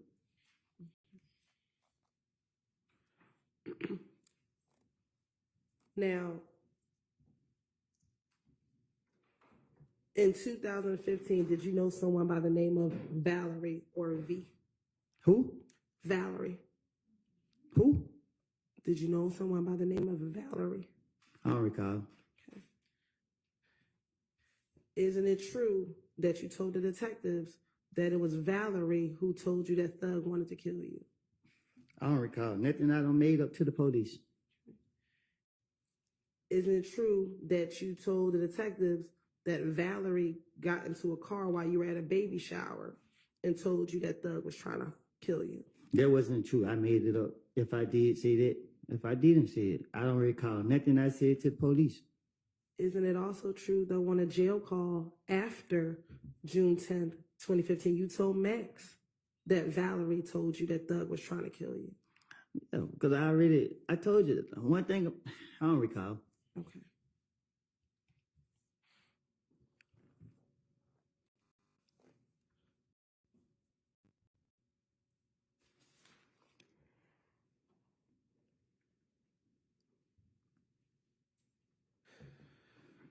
Now,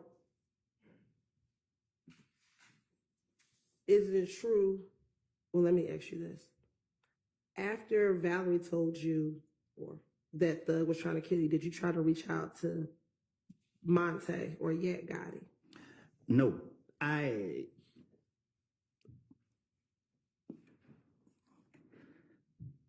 don't got anything else to say. Oh, okay. Is it true that you told the detectives in this same June 2015 interview, you saw Monte and Detective Gaither asked you which Monte? Your response, Yak. Like day before yesterday, went to the graveyard. When I seen him, he was at my cousin's house. I was like, damn, man, we grew up together. They asked you, what is Yak's real name? Do you know? You said no. Detective Gaither, you said you grew up with him. Your response, I just know his first name, Monte. Don't know the last name. You said to Monte, MFers told me that Thug planned on killing me. And Monte's response to you was, hell nah, bro, I never heard that. He denied it. He said, you said that people will never say it. Word was, I was talking to the police too much. You feel what I'm saying? So once I was released from Henry County Jail, everybody was asking me, did I hear the song? Everybody was telling me that Thug had put out the song Halftime. And the police were targeting me again. That's why they got me the next day. I was mad. I was like, damn, this nigga telling on me, putting me in his song. So I was mad at him, and I started plotting against him. I was talking to one of my friends, and I was telling him, hey, man, this nigga trying to make it seem like I'm out here. Ooh, I said what I said to my buddy. And, yeah, I didn't like the simple fact that he was saying stuff that didn't have nothing to do with him and his song. Like, why is you rapping about what I'm doing in the streets? Like, they done got nothing to do with. So, yeah, I was mad with him, and I was plotting on him. Okay. When did the song Halftime come out? Man, this song was old, but when he put it out, the police started making it seem like it was a new song, and then they started trying to use that song to say that this and that and third. Is Halftime the only song that mentions your name? Yeah, I don't know.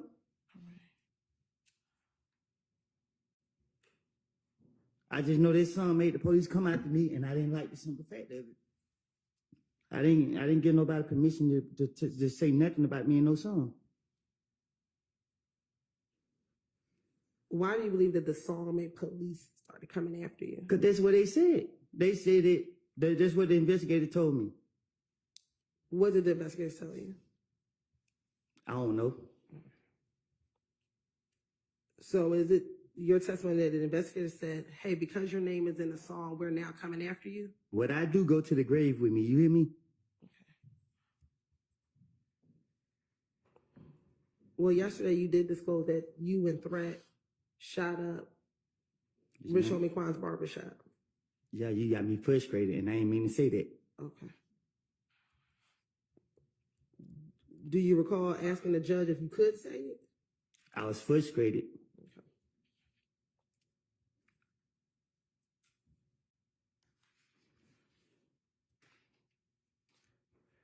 Now, they asked you, why would Thug be nervous if he had nothing to do with anything? And your response is, y'all keep saying my name. They saying me and Thug. That's what I keep saying, but I had no parts in it. Are you talking about the fact that you had no parts in killing Nut? I don't recall nothing I said to no police.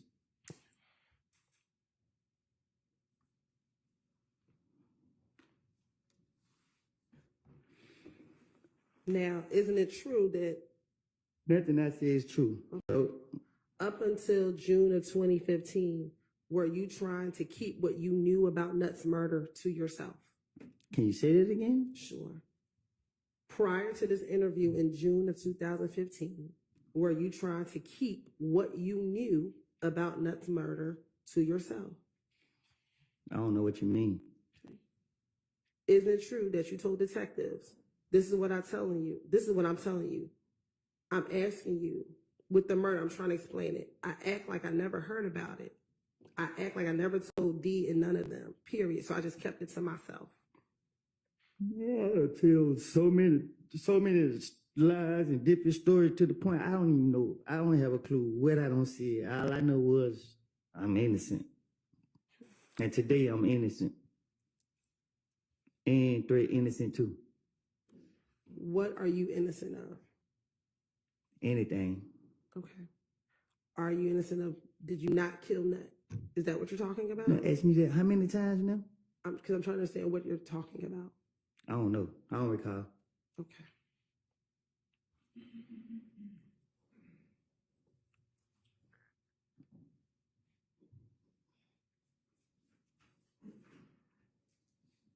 Were you, back in 2015, concerned that Thug had stopped talking to you? Excuse me, back in 2015. Can you ask me that again? Sure. Back in 2015, were you concerned that Thug was not speaking to you?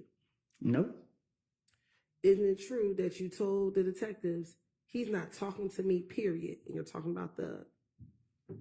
And they asked you, he's not talking to you for a reason because he thinks you're talking to us. And your response is, he's not thinking I'm telling you nothing. He's just thinking I'm talking to the police a lot because he heard my conversation with the police. I'm talking to the police, so my only motive is to throw them off. You know what I mean? Like, what I got going on ain't got nothing to do with him, but they want to keep tying him into what I got going on, so guess what I'm going to do? I'm going to throw it off on him because I was mad he put that song out saying this and that and third. That don't got nothing to do with him, so he never did that, so I'm going to put the blame on him. Don't throw me under the bush. I'm going to throw you under the bush. That was my whole motive.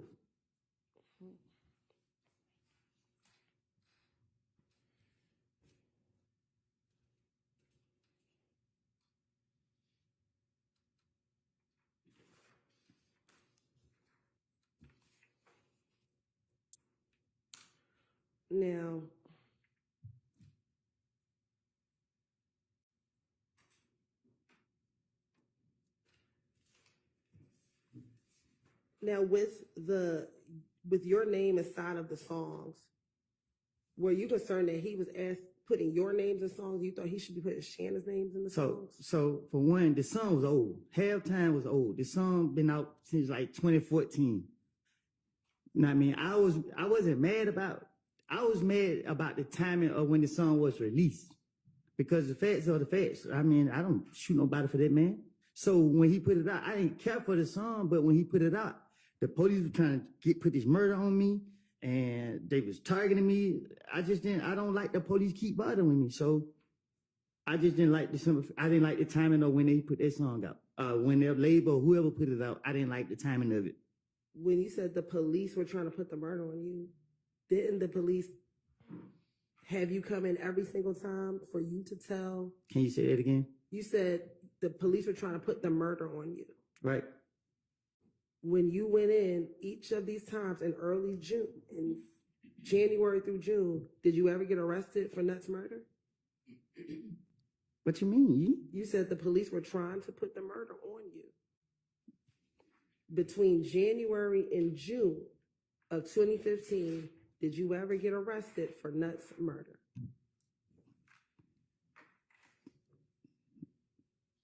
No. Okay. So during the time that you kept going into the police, did they ever, at any of these times, arrest you for Nuts murder? They were discombobulated. They were so confused. I kept spinning them. But when he put that song out, they was like, "Yeah, you did it." In any of these interviews that you had with the detectives, what detective said you killed Nut? Yeah, I don't know. Okay. So isn't it true that none of the detectives ever said that you killed Nut in any of these interviews from January to June of 2015?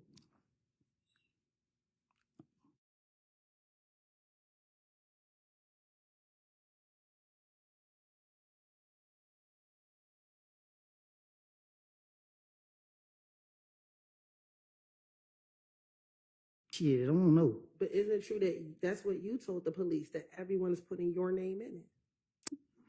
I don't know. I don't told the police so much. I don't know. I don't recall what I just said. I just know I was trying to get myself out of it. And isn't it true that the police allowed you to tell them what happened the night of Nuts murder? Yeah, you see what they played on me. They sat right there laughing, ha ha ha, whatever. And just why I know they playing on me, but I ain't finna tell them myself. So what I'm gonna do? I'm gonna keep spinning them, spinning them, spinning them, spinning them, spinning them, spinning them until what? They let me walk out. Every time they let me walk out, I was laughing walking out. And is the lyric from the song that you were concerned with that Thug says Lil Woody will pull up and pop at your noggin? What you mean? Is that the verse that you didn't like? I didn't like the fact that the police tried to make it seem like that song was made to say that I pull up and did this to this man. Correct. What I'm asking you though is that the verse you did not like? That's Lil the Woody. song I didn't like. Okay. Is that the specific verse in the song? I didn't like the timing of the song. I didn't care about him rapping about me popping at people nuggets because it wasn't true. But then when he put the song out, when they put the song out, it was an investigation on me, and y'all kept harassing me, and that's why I didn't like. Okay.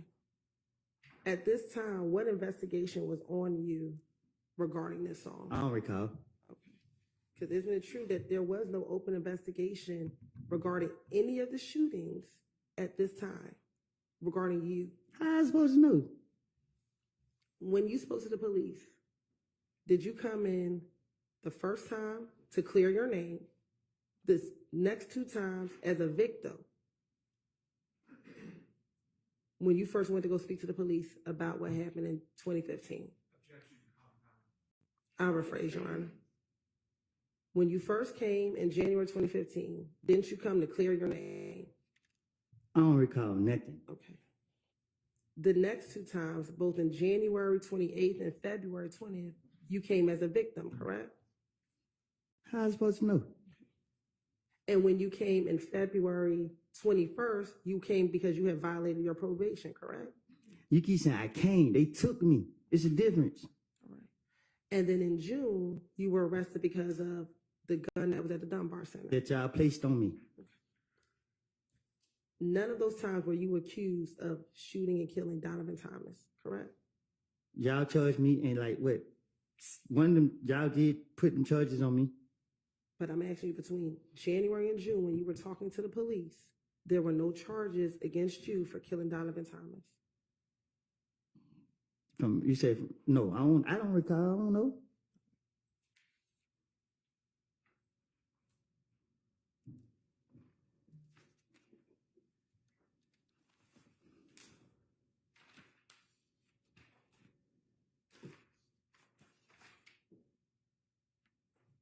Okay. Going back to the night that Donovan Thomas was killed, isn't it true that when Little D got into the car, Little D told you that it was Nard, Shannon, and Yak who killed Nut? Objection, has to be answered. Sustained. Okay. And that they used, isn't it true that they used the car, the rental car that Thug rented? I don't know. I don't recall nothing I lied to the police about. Isn't it true that you told the detectives the car they used was the rental car that Thug had? That- Objection, has to be answered. Sustained. Isn't it true that they asked you if you knew the make and model of the car? today, right now, as I'm right here, the truth is I never seen none of them people who I mentioned the night that that's supposed to happen.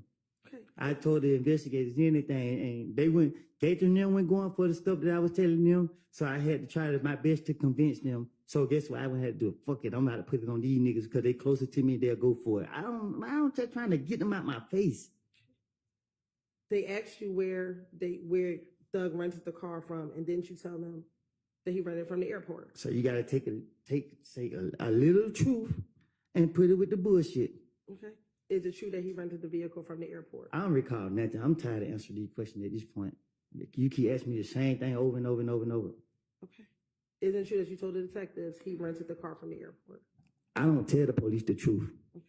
Would it surprise you that we actually got the rental car records from the airport, that where Thug rented the vehicle from the airport? You didn't hear me say I take a little bit of truth and put it with the rest of it to convince them? Okay. Isn't it true that once D told you that they killed them, you asked why did they do that? It's true that I ain't stupid as y'all think. Okay. And he told you he didn't know. I don't recall. Isn't it true that's what you told the detective? I don't recall.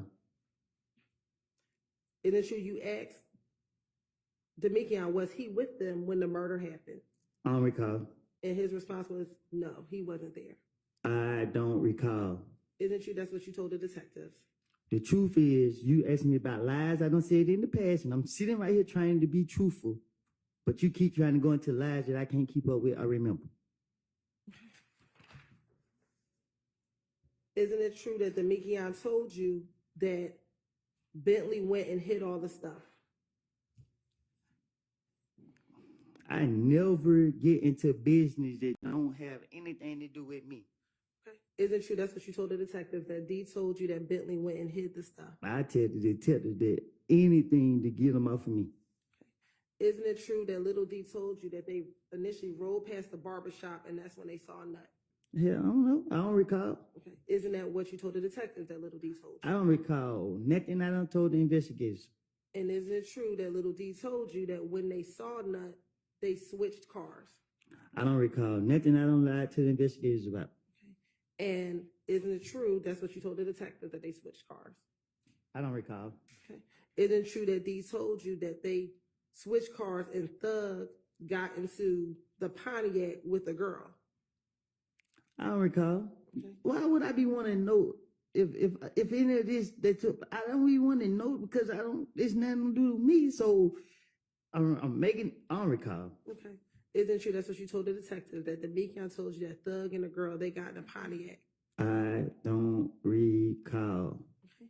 And when they clarified who all was in the Pontiac, you said Demekion, Thug, and the girl. I don't recall.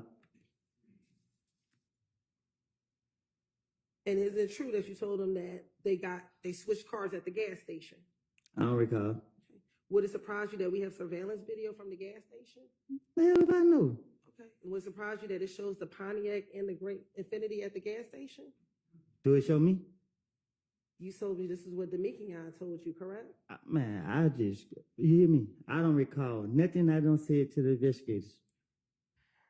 Now, isn't it true that you also told them that Doo-Wop was there as well? Who? Doo-Wop. I don't recall nothing I told to the investigators.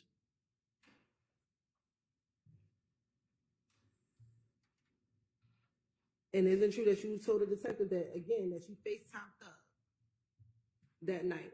I don't recall nothing I told to the investigators.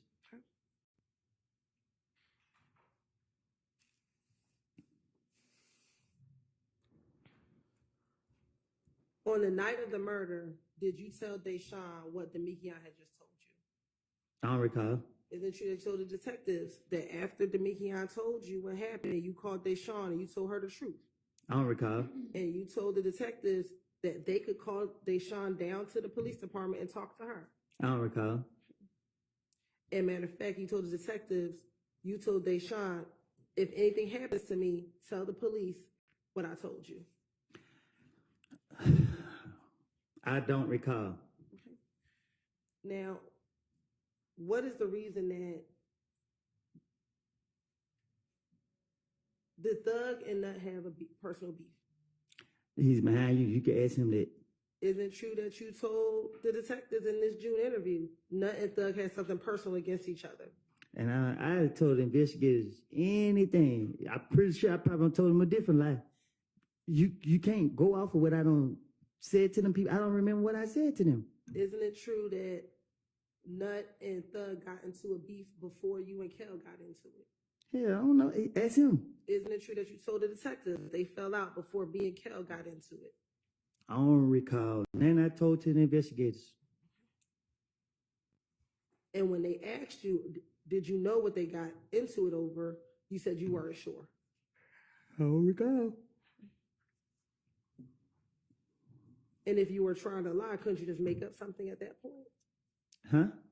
If you were trying to lie, as opposed to saying you don't know what their beef was over, couldn't you just have made it up at that point? Just like, you got to understand, like, the pressure gets so real, like, man, I don't y'all just had me now question me. I don't know what, I don't have a clue what I was saying.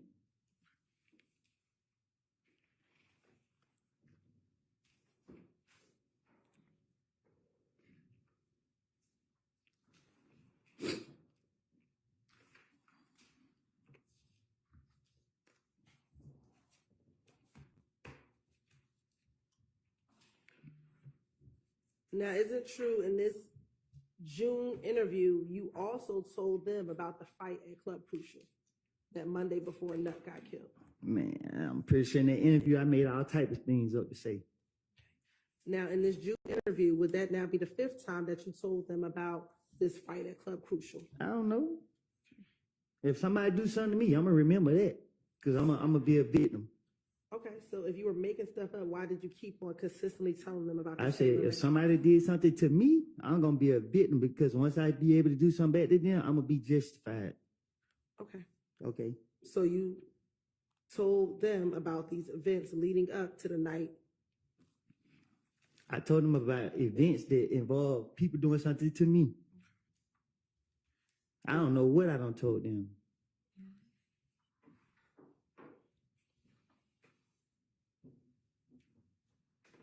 Now, on the Monday night after you got beat up and you ran outside You said I got beat up? by Shell Cal, I'm listening. and you went outside afterwards, correct? I don't recall. Okay. Do you recall telling the police in this same June interview that when you went outside, Thug was pulling on your shirt like there go Bloody J right there? I don't recall. Okay.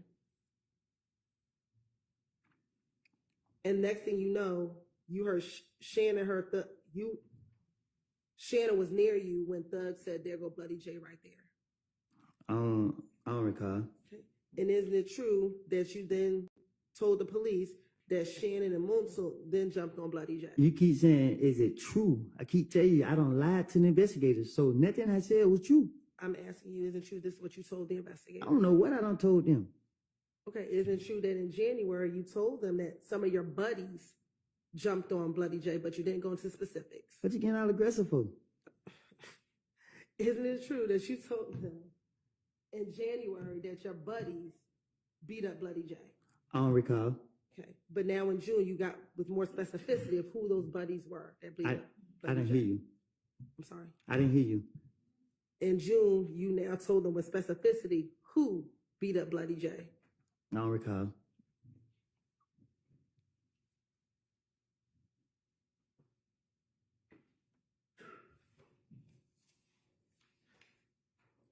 Isn't it true that on the night that you and Shell got into it at the club, when you came outside while they were beating up Bloody J, Yak got stopped by the police that night?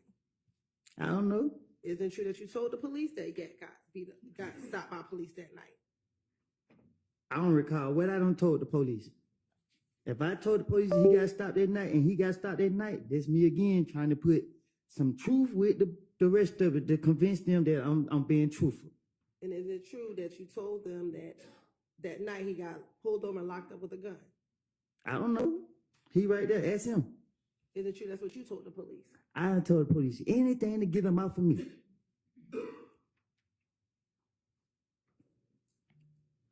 Is it true on this same night of Club Crucial that after Yak got pulled over that you saw Thug and Nard get into a car? I don't recall nothing I told to the police. Okay. I'm asking that what happened that night. What you mean what happened that night? On the night of Club Crucial, did you see Thug and Nard get into a car? No. Okay. Isn't it true that you told police that you saw Thug and Nard get into a car? Ain't no telling what I told the police. I'm not going to tell them the truth. I know that. And when Thug and Nard got into the car, did they pull onto a side street?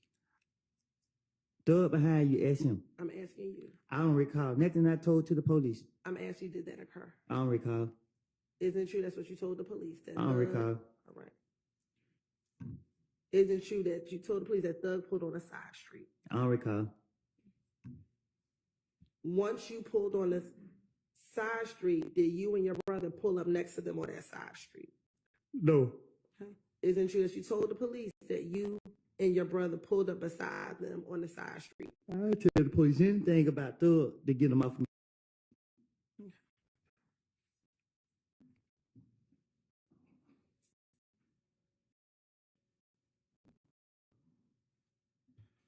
Now, back in 2015, on this same night in Club Crucial,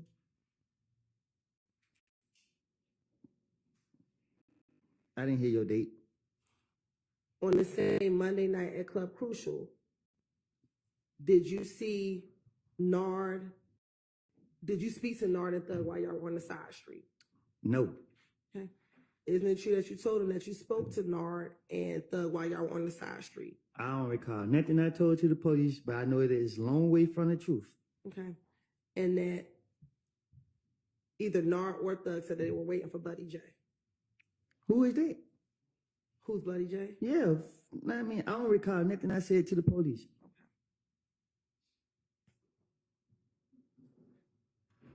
Isn't it true that you said that you heard a gun cocked back from inside their vehicle? Told you, I'm going to tell the police anything, get them out for me. I'm not about to tell them what I done done. Okay. And that the person that you heard with the gun was Nard? Just a lie. I don't recall. Okay. Did you hear Nard with a gun? Huh? Did you see Nard with a gun in the car? I didn't see none that night. Okay. So you do know who Nard is? No, that's what I'm telling you. I didn't see none that night. You keep asking me about Nard. I don't. How then can you say you didn't see Nard that night if you don't know who Nard is? Because it's nothing. Just no. Hold on. You got me talking fast because you frustrating me again. I don't know Nard personally, but I know who Nard is. I didn't see Nard in the car with no gun. Like I said, they jumped on me. I had a knot, and I was mad, and I was gonna get my get back. I did not leave with I left by myself with the people that was in the car with me. And no, you do not need to know who was in the car with me. Was your brother one of the people in the car with you? No, my brother, I don't know where he was. Okay. Why did you tell the detective that your brother was in the car with Because you? I went for to tell them what I was on.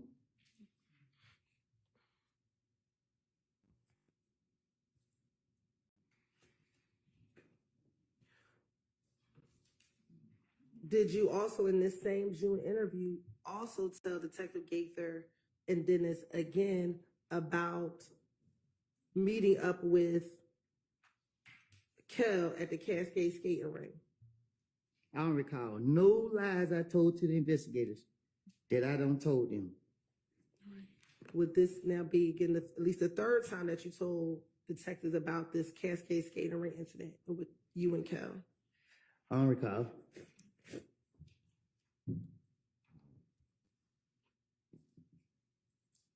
Again, did you also in this same interview tell the detectives about the gambling house shooting? Man, listen, I sit there and tell a whole bunch of bullshit and let them figure it out, let them go run, chase their tail. I don't remember nothing I said to them. They sat right there and listened to all the stories I had to tell, and I'm telling them, I'll say whatever to let me out of jail. They go for it or they don't. And guess what? They sat right there and let me talk and make up all this stuff about these people. And, you know, that just was it. I don't recall nothing I said specific. But I know that I think I said that if I did in one of the interrogation, I'd say anything if y'all let me go. I'd do anything if y'all let me go. That's my motive. Isn't it true regarding the gambling house shooting? You gave a little more detail during this interview. I'm gonna give details if I'm a victim. Isn't it true that you told them, you know, I kept closing my eyes, but they were shooting behind us and the wall was blocking us. They blocking off the van. It hit through the car, every car in the parking lot. After that, everyone happened to get up. There was kids. There were 4 little boys. They seen Thug and wanted to ride. The little kids, we were looking in the bushes, making sure no one was lying in the bushes. They called the police and stuff. Everyone was wondering where Thug had went, but Thug had already left by the time the police came. See, even you fell for it. See, you take a little bit of truth that I tell and put it with all the bullshit that I said. And you're highlighting like you said, the details of it. That really took place, but you're trying to put that with all the fairy tales that I made up. So what part took place? The actual shooting at the gambling house? The shooting, I don't know. I didn't never see somebody shooting at us. But if the police question me, I'm trying to convince them that I know what I'm talking about. So it's easy to say shell kill. It's easy to put people's name with crimes that, because if he did it, why y'all don't lock him up? If I say I seen him do it, why y'all don't lock him up and charge you for it? So I don't know what or who did what. I just know that I'm trying to convince that these police that I know what I'm talking about. Okay, I'm so sorry. She frustrating me. You ready? Okay, you listen. All right, I'm trying to convince the police that I know what I'm talking about. And the only way I can do that is telling them something that I know that they know. They know that this gambling house got shot up. So if I tell them this gambling house got shot up and these people did it, they'll go for all the other bullshit that I'm trying to cover up. You feel me? Okay. You good? You good? She said, yeah. All right. Now, earlier I asked you what studio that you go to. Do you recall telling the detectives that the studio that you go to is the one on Northside Drive? It's Metropolitan in the Lofts. Do you recall that being the studio that you would go to? I don't think I ever been to the studio on Metropolitan. I don't recall going to a studio on Metropolitan.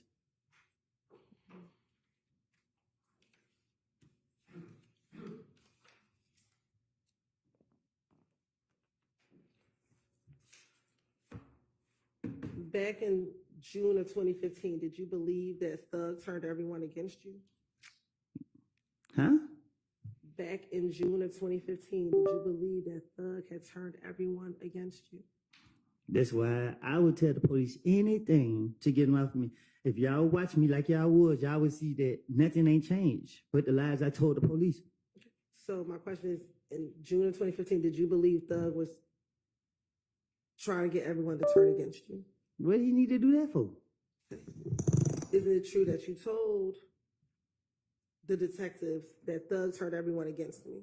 It's true that I tell the investigators anything that they want to hear. They want to hear about Thug, so I'm about to sit right here and gas them up. I'm about to sit right here and say he killed 19 people, all type of stuff. I'm about to sit right here and make him look like the worst person on the earth so that they can believe and let me go. And at no point in any of these interviews did you ever tell the police that Thug killed Nut, did you? Shit, did I? At any point, did you ever tell any police, if you wanted to make him look so bad, at any point, did you ever tell the police that Thug killed Nut? Shit, I don't know. I think I don't recall. I can't say what I told him. I can't remember because you're trying to trap me up. I can't remember if I told them that he did it. I don't. Isn't it true? I know I was gonna get it off of me. Okay. Isn't it true that what you told the detectives, which is what Demekion told you, was that it was Shannon, Nard, Yak, and Dua? I don't recall what I told. Sustain. Okay. Isn't it true that you only told the detectives what D told you? I don't recall what I told him. I thought that D was gonna back up my story, so I was trying to throw the blame on D to get it off of me. Okay. And isn't it true that D only told you that the people who shot the shot were Nard, Shannon, Yak, and Duop? Objection has to be answered. Overruled. What's going on? I'll repeat the question.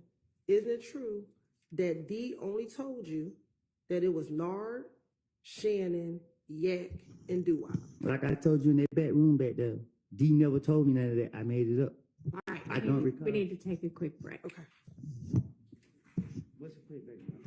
What's a quick break? I don't know, maybe 10 minutes. You said 10 minutes? Can I go out? Yeah, but be back in 10 minutes, okay? I'm be right there. All right.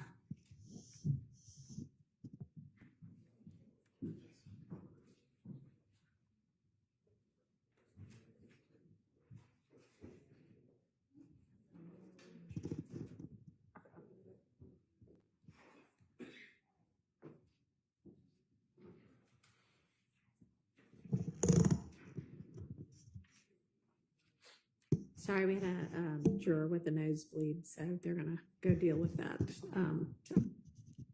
Hopefully it won't take very long. But we'll break until I get word that they're good to go again.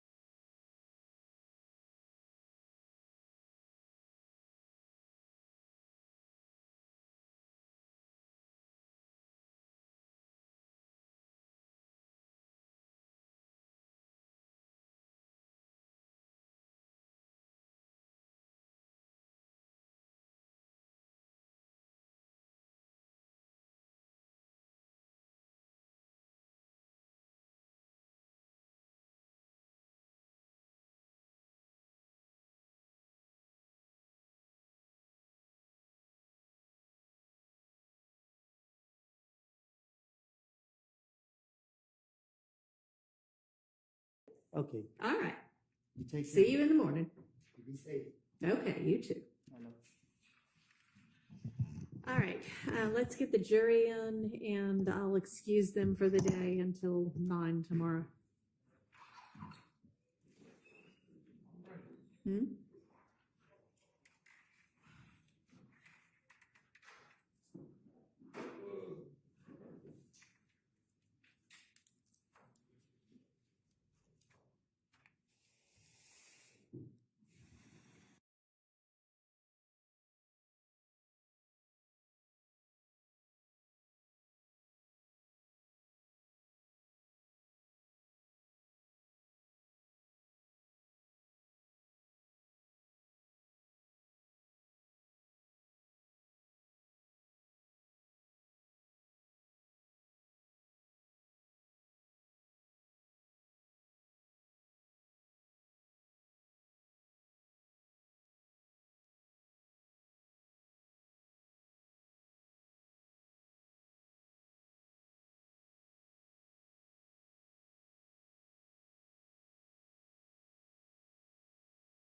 Thank you. Well, ladies and gentlemen, we have had a little bit of a scheduling and procedural hiccup, I guess. So I am going to need to release y'all for the day and have you come back at 9 in the morning to pick back up. We're going to stay and get some other work done, but I'm going to release y'all. I'm going to remind but I'm going to release y'all. I'm going to remind y'all that you are to only decide. We all good? Okay. Decide this case based upon the evidence that you hear in this courtroom. So do not try to find out any information from any source outside the confines of this courtroom. Do not refer to any kind of reference, either old school or online, to try to get information about legal terms, people, places, events, anything like that. Do not talk to anybody about this case. Don't let anybody talk to you about the case. And we will see you all in the morning. Y'all have a good afternoon and evening. And thank you for your time. Sorry it was a short day today. Y'all are excused. See y'all at 9.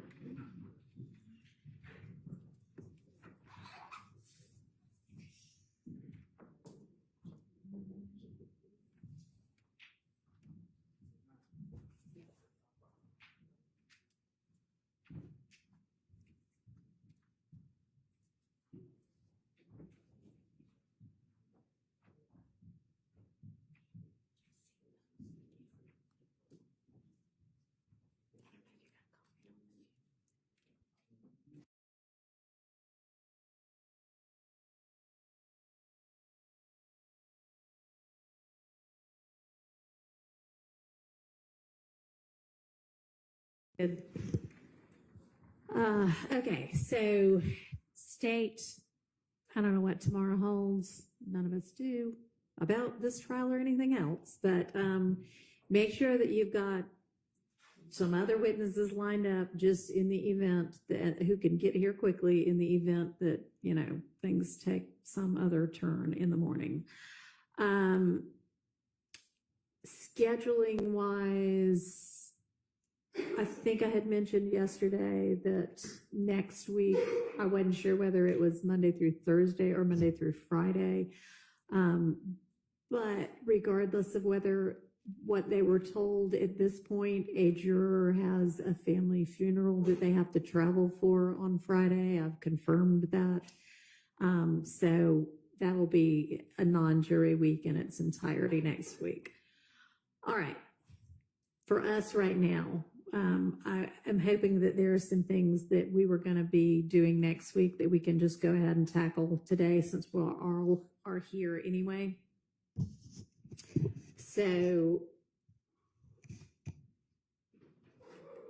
well, I think Miss Love, you were, I think, the one that was maybe taking the lead on the PowerPoint issue. And I know you haven't filed a written response yet, but can you just kind of provide us with what your position is on that, and maybe we can make it, we, as in I, can make a decision on that issue. So, Judge, what I said yesterday and what I was asking before was the need for the time to locate within the videos of those proceedings, the period that we addressed the PowerPoint. So I have received just some of the transcript of some of one of the days that we addressed it. And I think that we were addressing the PowerPoint in the context of other objections, maybe that there had been mounted to another witness's testimony. I think it may have been D'Angelo White. So the judge at that point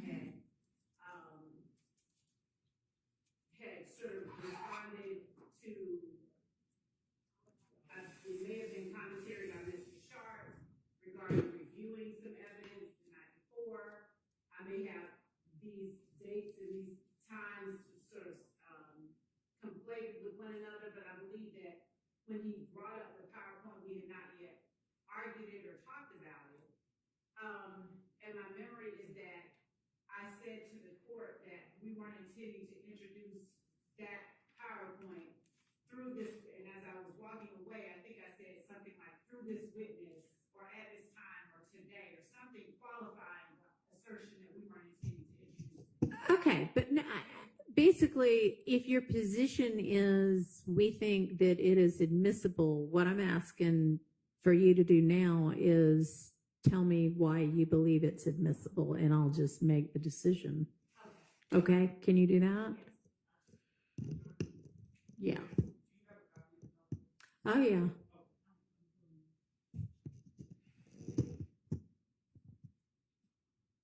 Yes, Mr. Steele attached it to his motion or supplemented motion.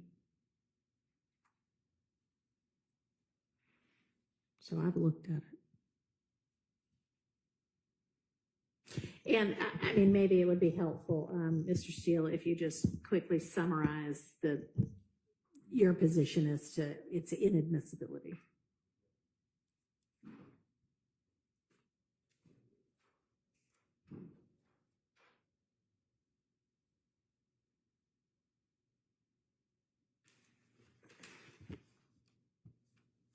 Your Honor, this is motion in limine number 49 supplement. It was refiled on August 9th of 2024 on behalf of Mr. Williams.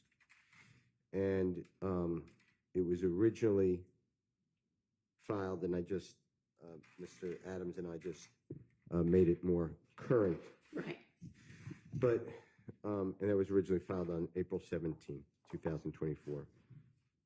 It is my opinion, my memory, and I checked the law and crime video YouTube, that Judge Glanville, and that was a lot of our hearings. I don't know if you watched it, but it was a lot of hectic things, but Judge Glanville excluded it, and the state specifically said they're not going to use it. And to me, I just don't see the admissibility under 401(2)(3), because slide 1, it's titled YSL versus Inglewood Family Bloods. That is not the name of this case. I don't know why that would go up in front of the jury. And I think there are like 80 something or more slides, and I'm not necessarily asking you to go through the details of each slide, just if you can summarize right now. Okay. And it may be that we have to get into the slide by slide position, but it's basically a closing argument. That's really the summary as I would give it. It is something that the state would, over objection, use in their closing argument. And if the court allowed it, maybe that's okay. But for evidence coming in through a supposed gang expert, who I'll be objecting to in addition, he already testified as an expert, and he's the third supposed expert to testify. But there are things, Mr. Williams' home was illegally searched on the July 15, 2015 date. They have slides in there referencing that. They have slides on information that has not come into this trial on supposed investigation and corroboration by law enforcement. I've never seen the corroboration. It's just like a trial by a theory, and that's throughout. And I'm objecting to the entirety of it. And I don't know why any witness, expert or lay person, would be allowed to use this type of demonstrative device to say, let me explain to you the guilt of these people, when specifically even an expert cannot talk about the mens rea or the intention of a party. That's always within the breast of the jury. And this has multiple people, not just Mr. Williams, joining and committing crimes and saying what their intent was by their association. So I hope I've given you a summary, but if you want to go slide by slide, and a lot of information in those slides are not coming into this trial. The state has not called many witnesses that they said they were going to call, like Mr. Lamar, who's a performer known as Rich Homie Quan, Mr. Carter, a performer known as Lil Wayne, Mr. Williams, a producer, performer known as Birdman. They have this information in that slide, and it's just a confrontation clause violation. All right.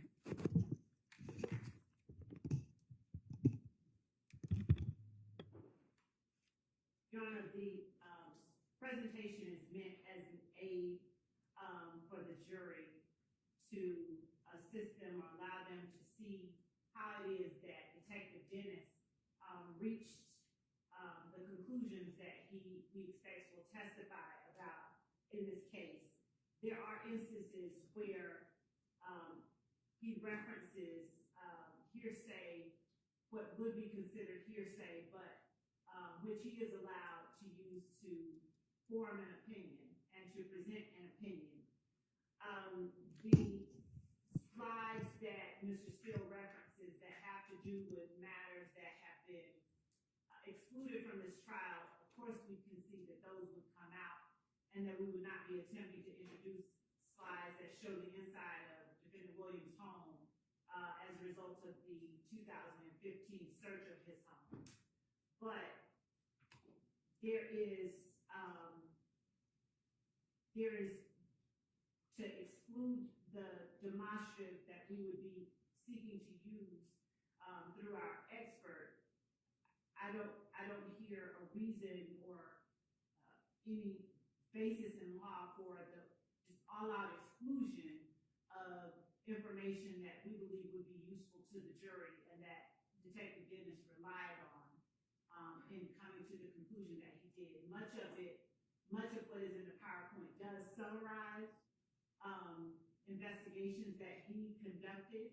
It references persons that he interacted with. It references acts that occurred, investigations that occurred, and again, people that were either self-identifying one way or the other, or that referenced another person as identifying a different way.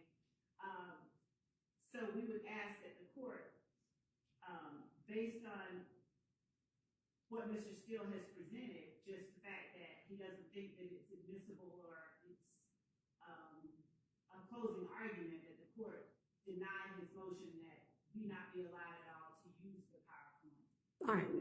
In fairness to Mr. Steele, he's ready to go slide by slide, and I asked him to summarize. So it's not that I asked him to summarize the argument. That's not all he would have to say. But this appears to me to have maybe originally been some sort of a law enforcement briefing. Is that what this was? In terms of the investigation, of course, started out sort of as you know, them talking and law enforcement, various agencies talking amongst one another and briefing themselves. But in the end, this PowerPoint was something that was used by Detective Dennis in, you know, discussing the investigation with the district attorney's office, and that we believe as well would be useful in allowing the jury to digest pieces of information that he would be presenting through his testimony. Well, I could go slide by slide. So tell me which slides you think you are absolutely concede are not going to be used. I mean, I'm just looking at one right now. It's, I think, slide number 36. It's got a lot of pictures, and it says a rap dispute between Lil Wayne and Birdman spilled over into Atlanta once rapper and YSL 30 Deep leader Young Thug got involved. I mean, how is that not totally conclusory and something that maybe this jury is supposed to be deciding? And that's just, you know, the one I happen to be scrolling onto right now. Your Honor, the information that,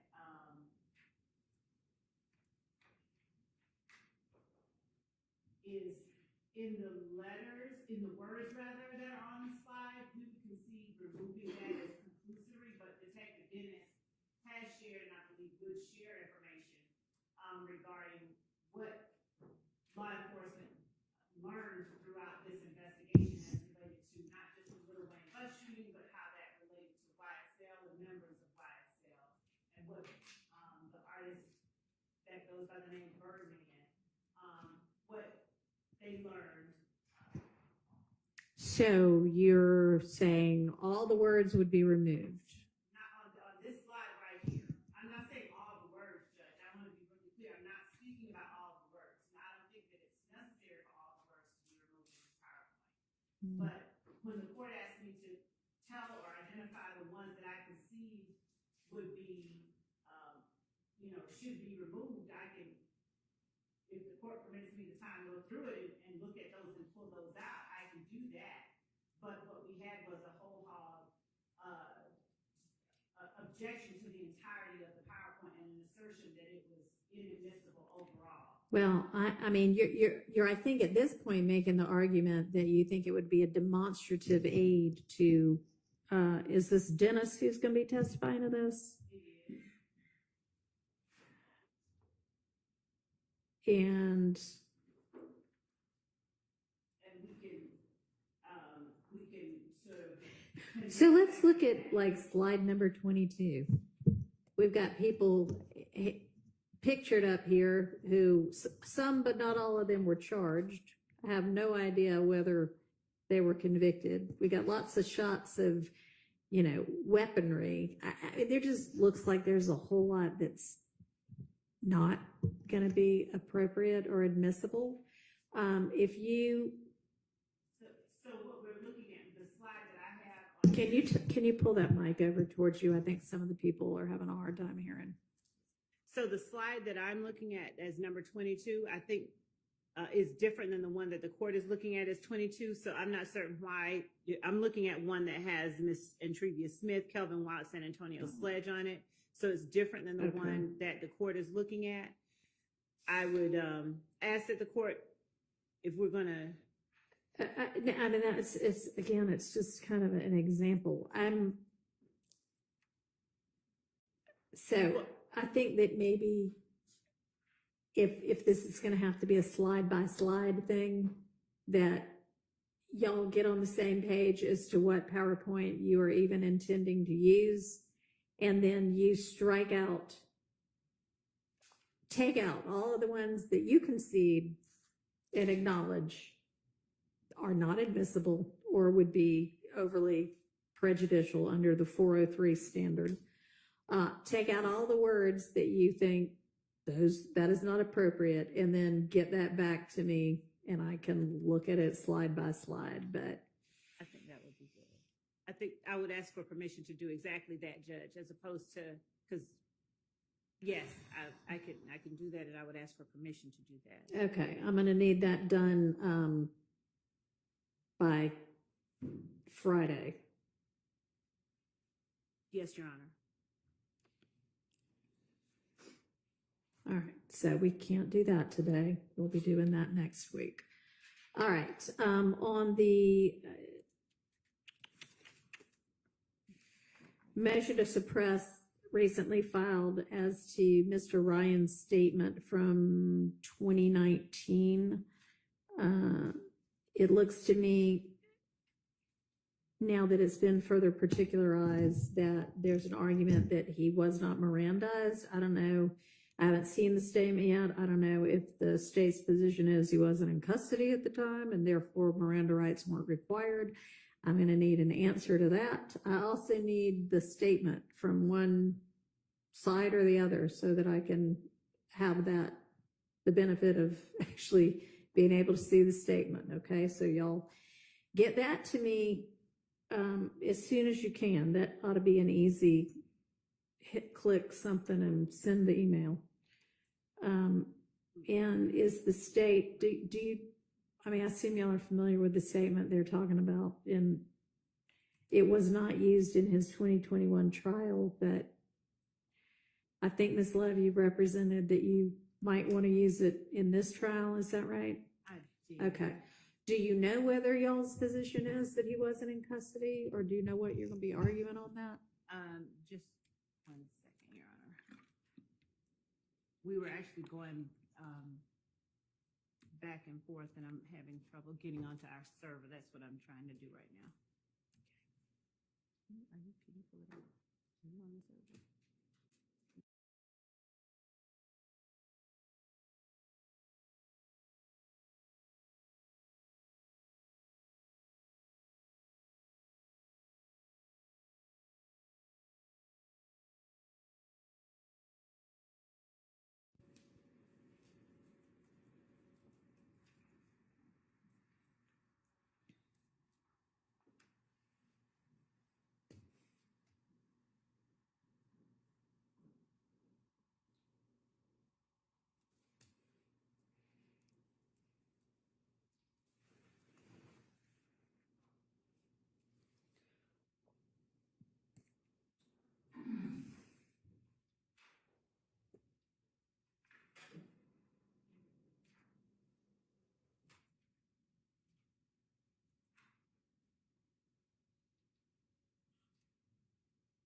Your Honor, could the court give me a 10-minute recess? I wasn't expecting to argue this part of it, and I just need to sign into our server. I mean, I understand that all of this is on the fly at this point.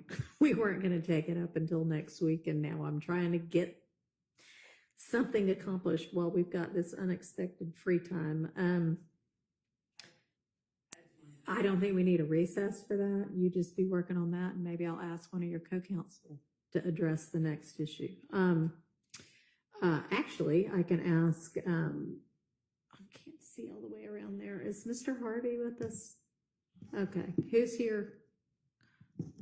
Can you speak to, remind me your name?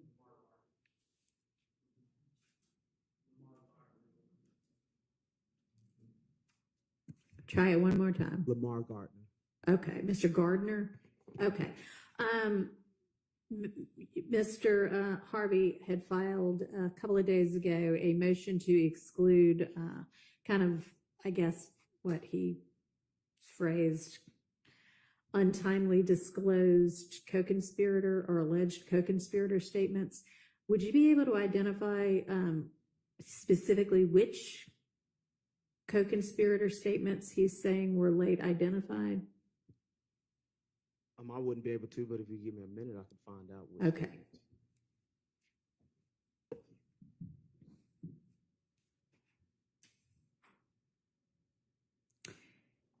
And then maybe today would be a good time to start looking at that exhibit list, and on the exhibits that there is not agreement on, kind of figure out, have those been admitted or have those not? Is that something you think we could all tackle today? We could try. We can do the first part. We are almost finished with it, but we could do a chunk of it. Okay.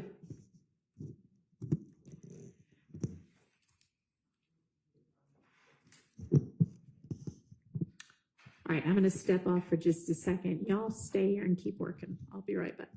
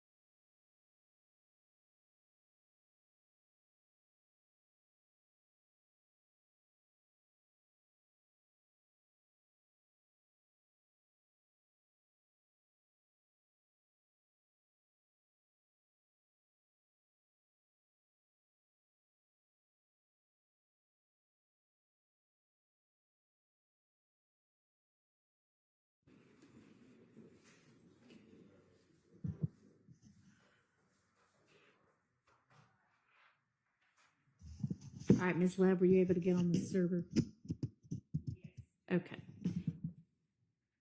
So can you tell, and if you don't know right now, that's fine, but if you do know about the statement, So he gave a statement, after he read his rights.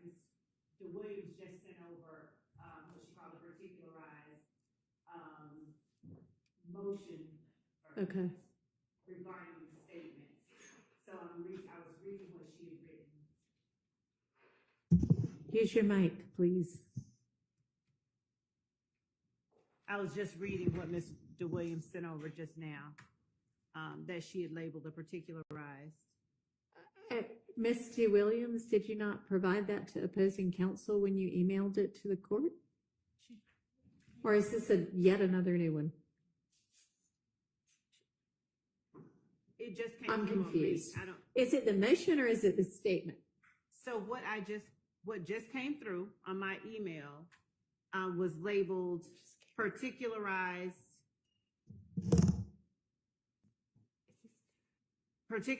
Jackson Deno motion. Right. So I was reading that. It may just be the same title. I think this is the statement itself, which I had asked somebody to send. So thank you, Misty Williams.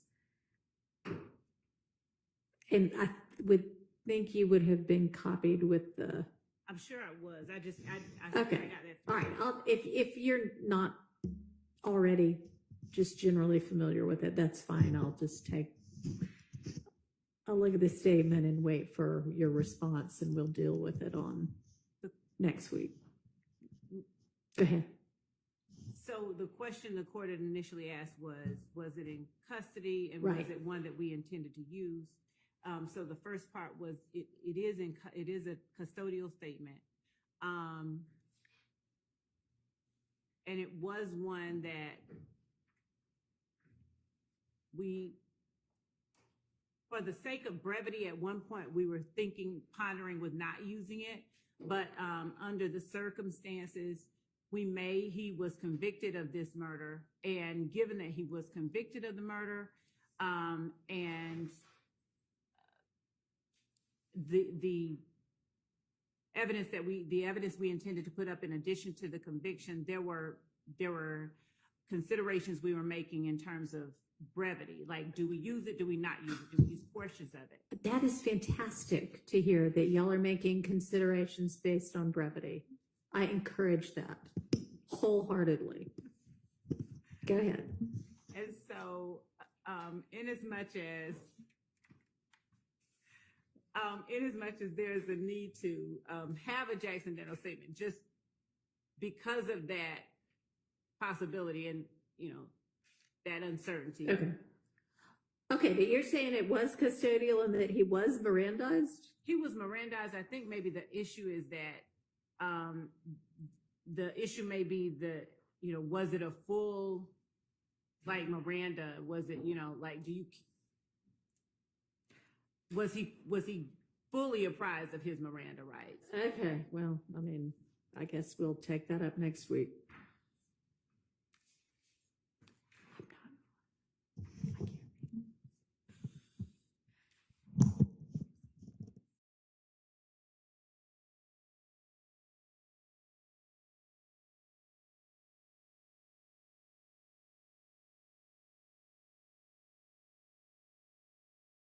And I don't know, Misty Williams, was I misunderstanding what you said in your motion? I thought you said that he was not given any Miranda rights at all. Or warnings, not rights, but warnings. Is this on? Okay. He wasn't given his full Miranda warnings at all. Okay, but that's not exactly what you said in your motion. And then also they have a procedure they're supposed to follow, and Detective Hogan did not follow those procedures. Okay, that's also not in your motion. Would you like me to redo my motion?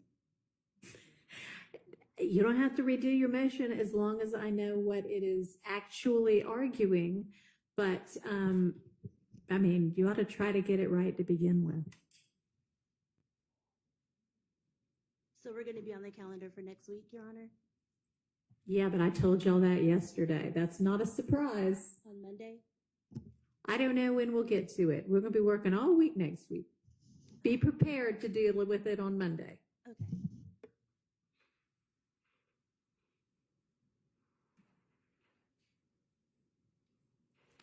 Okay. All right, so that's that. We'll deal with that on Monday. I have the statement now, so, and I understand what your argument is.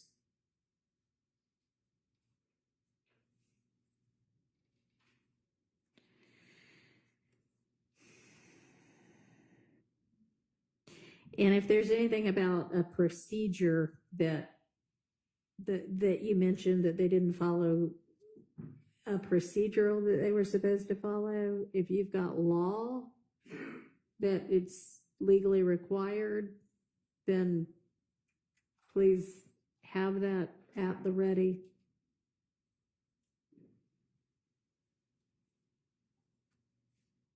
All right. Okay. Do we know yet which of the co-conspirator statements are asserted to have been late disclosed? Not the three particular that he mentioned in the motion, Your Honor. I'm still waiting on a response for the exact three statements, but I do know that those statements were provided outside of the November 5th, 2023. State filed a supplemental motion to introduce co-conspirator statements. I think in generally, he's objecting to any of them, any statements that were provided outside of that November 5th date. But speaking to the three that he mentioned in his recently filed motion, I still have not received that information yet. All right. So we'll wait on that as well.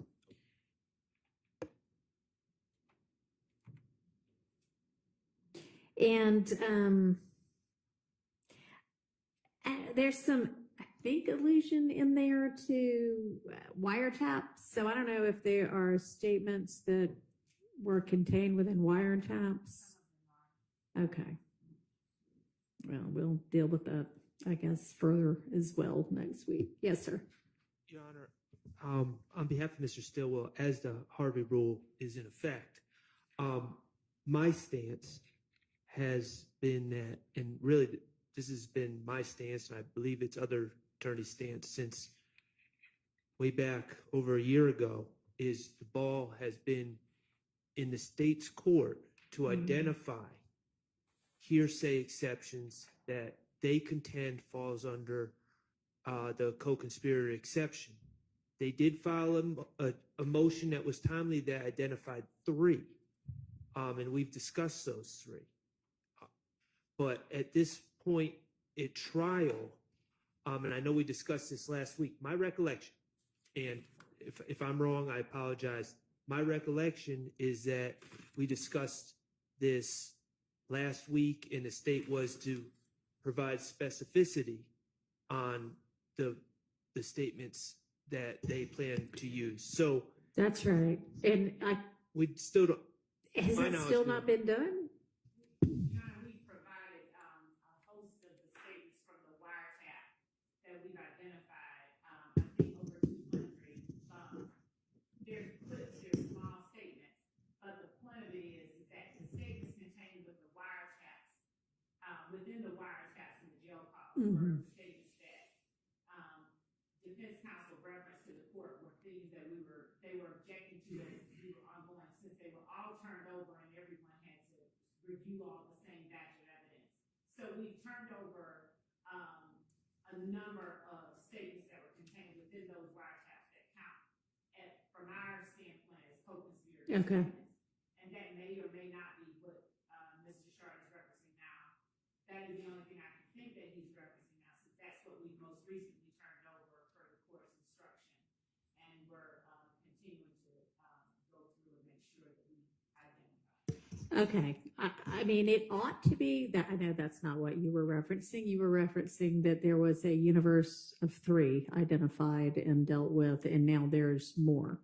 But with regard to what's in the wiretaps and jail calls, now that y'all have identified them with particularity, we can deal with them. I do think it sounded like y'all were sort of doing it in a rolling way with regard to some of that. So that's fine. We'll take those up individually. Are there any other potential co-conspirator statements that have not been particularly identified now? So there may be others in the Instagram and in the phone dumps. And as far as the wiretaps and the jail calls, we had, as I said, provided a number of those, and we were supplementing as we went through and identified any more. All right, didn't I give you a deadline? You did, and You provided some by that deadline, but not all? we listened to and provided, they are correct, there are thousands of pages.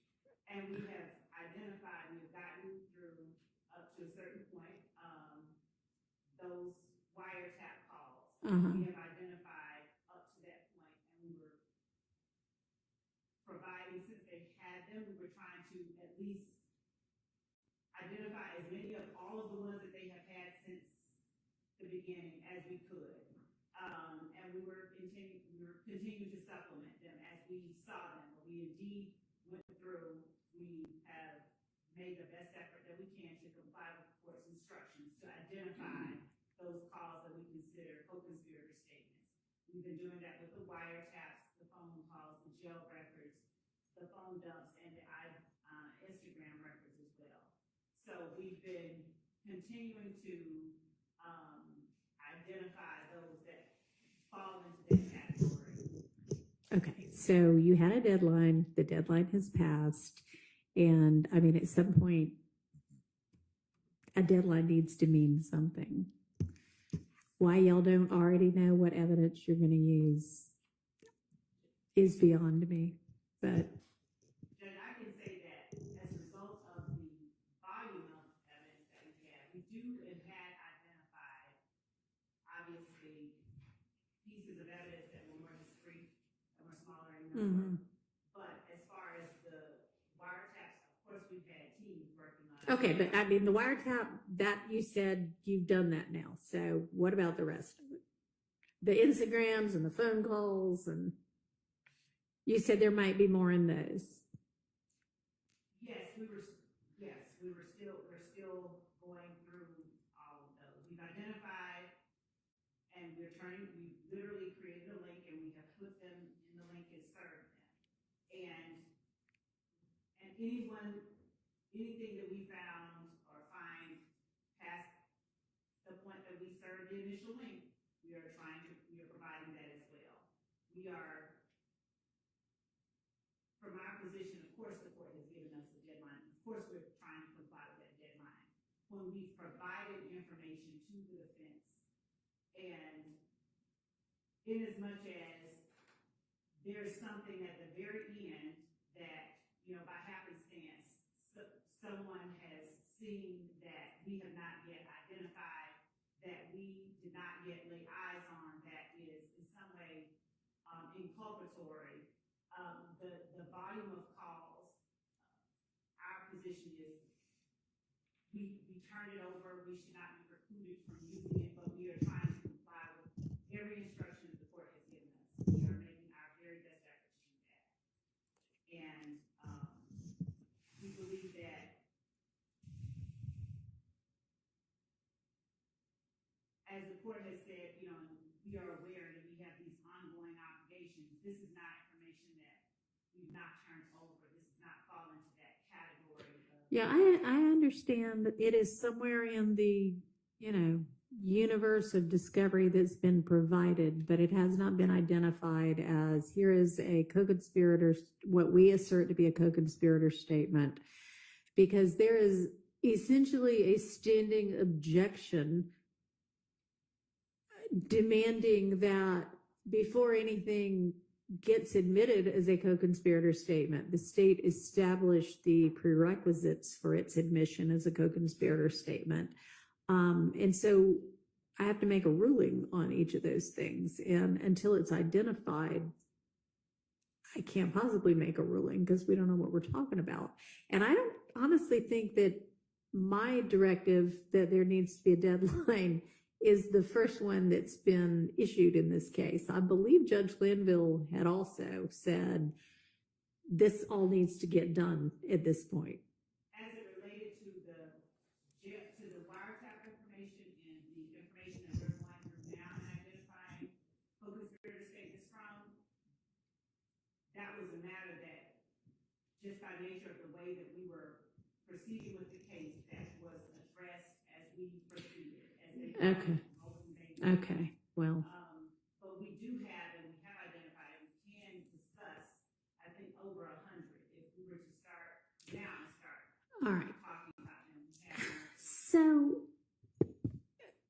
at some point, there just has to be some kind of management of this case. It just cannot, I mean, I guess it could be, but it seems not practical that the case is going to go on forever because you're going to use every possible piece of evidence that you can uncover. I mean, that's no way to try a case. And it's not fair to the other side of any case to not know, for the most part, going into the trial, what the evidence is going to be. And I mean, we've had this discussion before, but y'all also, aside from that, y'all have got to kind of get a handle on what your case is going to be and decide what needs to be culled and what really needs to be presented. Your Honor, the only reason that I can say that the reason that we want and feverishly seek to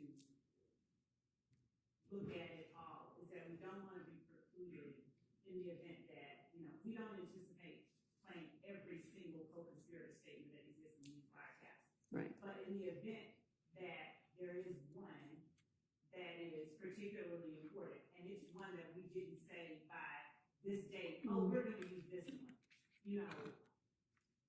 because we had not yet.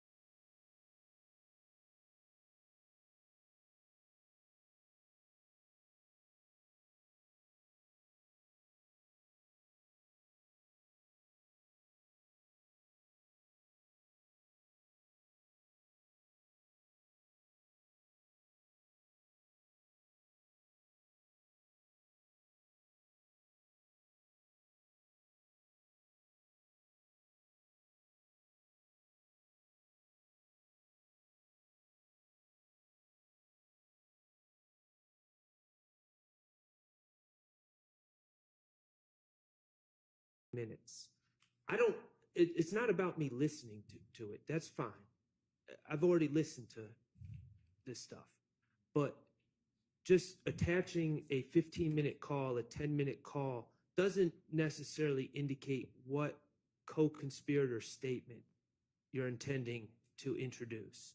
So there's just not a lot of specificity. Now, some of them are shorter. My guess is, from what Ms. Love just said, she wants to cover all her bases. And so if there is anything said by that person in that call, she wants to be able to potentially use it. So I think she's saying every bit of it might be a co-conspirator statement. Am I wrong? No. I'm not wrong. Well, if the intent is to litigate that, then I think I'm stating the obvious. It creates a whole lot of outside the presence of the jury litigation about stuff because the state is not, and the state control this case. They controlled when to indict it, and they. Well, y'all did file, I don't know who it was, but a speedy trial demand. But you're right, they indicted it. So they knew a speedy could have been filed and they needed to be ready. I don't know that everybody filed one, but did everybody? I filed one. It wasn't recognized by the court. You did not file one. I did. But it was, You're right. Yeah, I think it was within the period where everything was stayed. Is that what happened? He filed a constitutional speedy. no, I filed a statutory speedy. Okay. And Anyway, at least some people have filed a statutory speedy that was recognized, and y'all are all being tried together, so that drug the whole case to trial at the same time.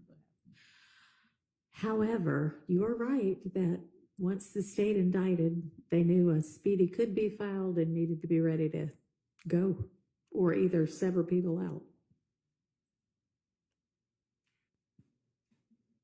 It doesn't require a response. It's a statement of fact. Okay. So can we start on the exhibit list? I don't think there were that many that were in dispute. Your Honor, excuse me, I don't believe we have the exhibit list yet. Is that correct, Ms. Hylton? Oh, no. I mean, I'm sorry. I'm not being clear. One of the things that was proposed, I think by Mr. Steele, was why don't we take a chance to look at all of the exhibits that have been admitted so far and make sure we're on the same page about that. And I don't think there was that much dispute about that. So I'm thinking, let's do that right now. Y'all do have that, right? The Yes. state was going to provide the list that we believe is the list of admitted exhibits.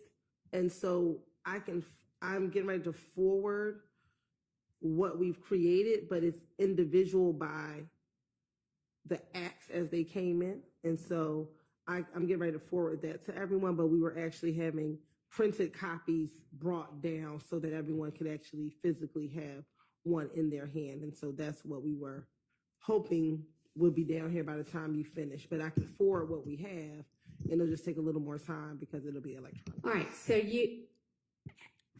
it seems that Mr. Steele's, what was it? It was like an Excel spreadsheet that was provided is pretty organized and orderly. Have y'all not tried to kind of match up what y'all have to that?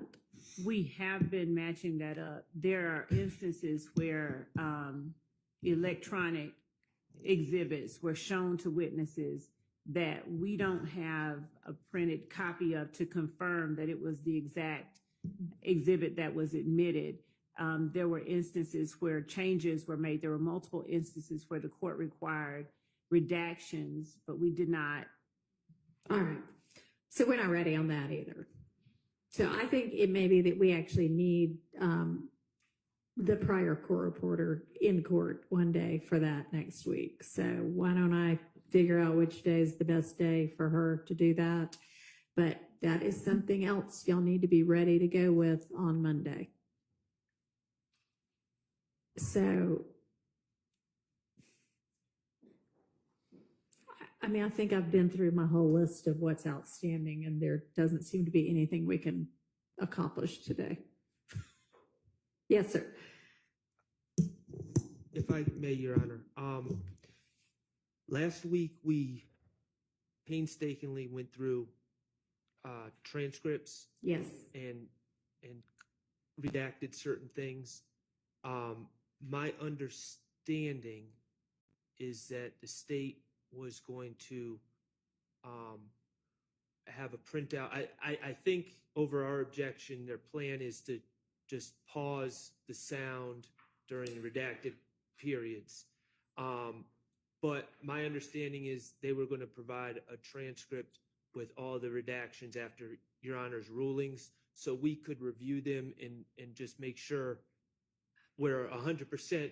And if there's Right. an issue, we're not bringing it to you at the last minute Okay. with the jurors in the box. All right. So I don't believe that we've been provided the redacted transcripts yet, or the state's version of the redacted transcripts, and we would like to at least have those so we could review them prior to them being Okay. played. And is that correct that y'all plan to just pause the parts that are redacted? So y'all better be really good on the trigger with that. There are some parts where it's like, part of a sentence, but not the next sentence. Yes, Your Honor. Unfortunately, with evidence reviewer, it was a challenge to convert to the MP4 so it can be clean. It would distort it because we tried doing that previously. So that is the state's plan. I will send over the highlighted versions of the transcript that's redacted in a moment, as soon as I finish sending over the exhibit list. Okay. So y'all can't just, there's no way that y'all can either put something together that is just the unredacted part or fuzz out So the redacted part? does the court mean for the video?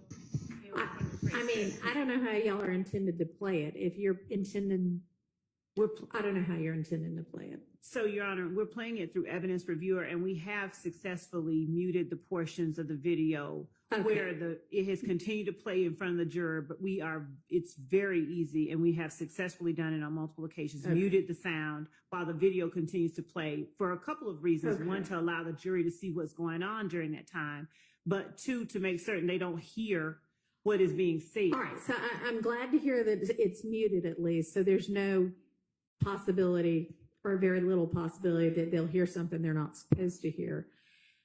And so y'all have done that with video already where they're seeing that something else is going on that they're not privy to? Yes, we've done that on multiple occasions. And we also, at times, That's something that everybody agreed to? No, we objected to that because it appeared to us that if the jury's sitting in the box and they're watching a video.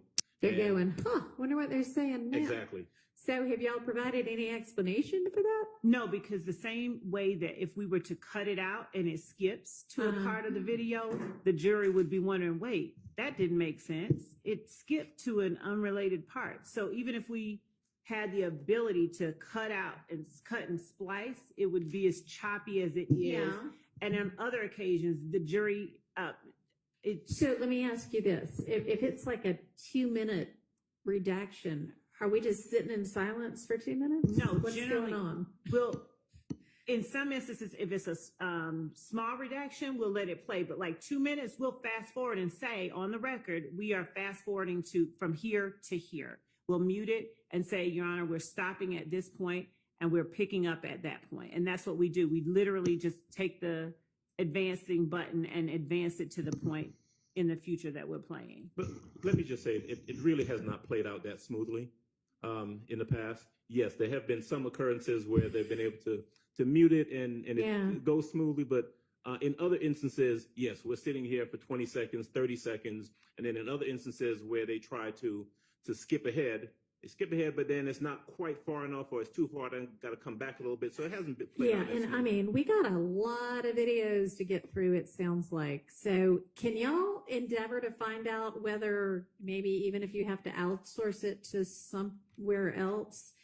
you could put something together that's spliced, because that is a whole lot better than, I mean, it may sound like, oh, wait, that's weird, but that's better than, well, something's going on here. So we've spliced, we have done that. We've actually taken the videos that have to be played through evidence reviewer, and we've formatted it, converted it, just as Ms. Hylton said, into an MP4 format. Right. That does not play smoothly at all. Okay, and I hear you saying that y'all do not have the ability to do that, but I mean, people put big multi-million-dollar trials on all the time. There are all kinds of outside, I don't know what they are, but companies who do things like this. Can y'all look into whether y'all can get that done? Because that would be a way, way better way to do it, both time-wise and in terms of the jury not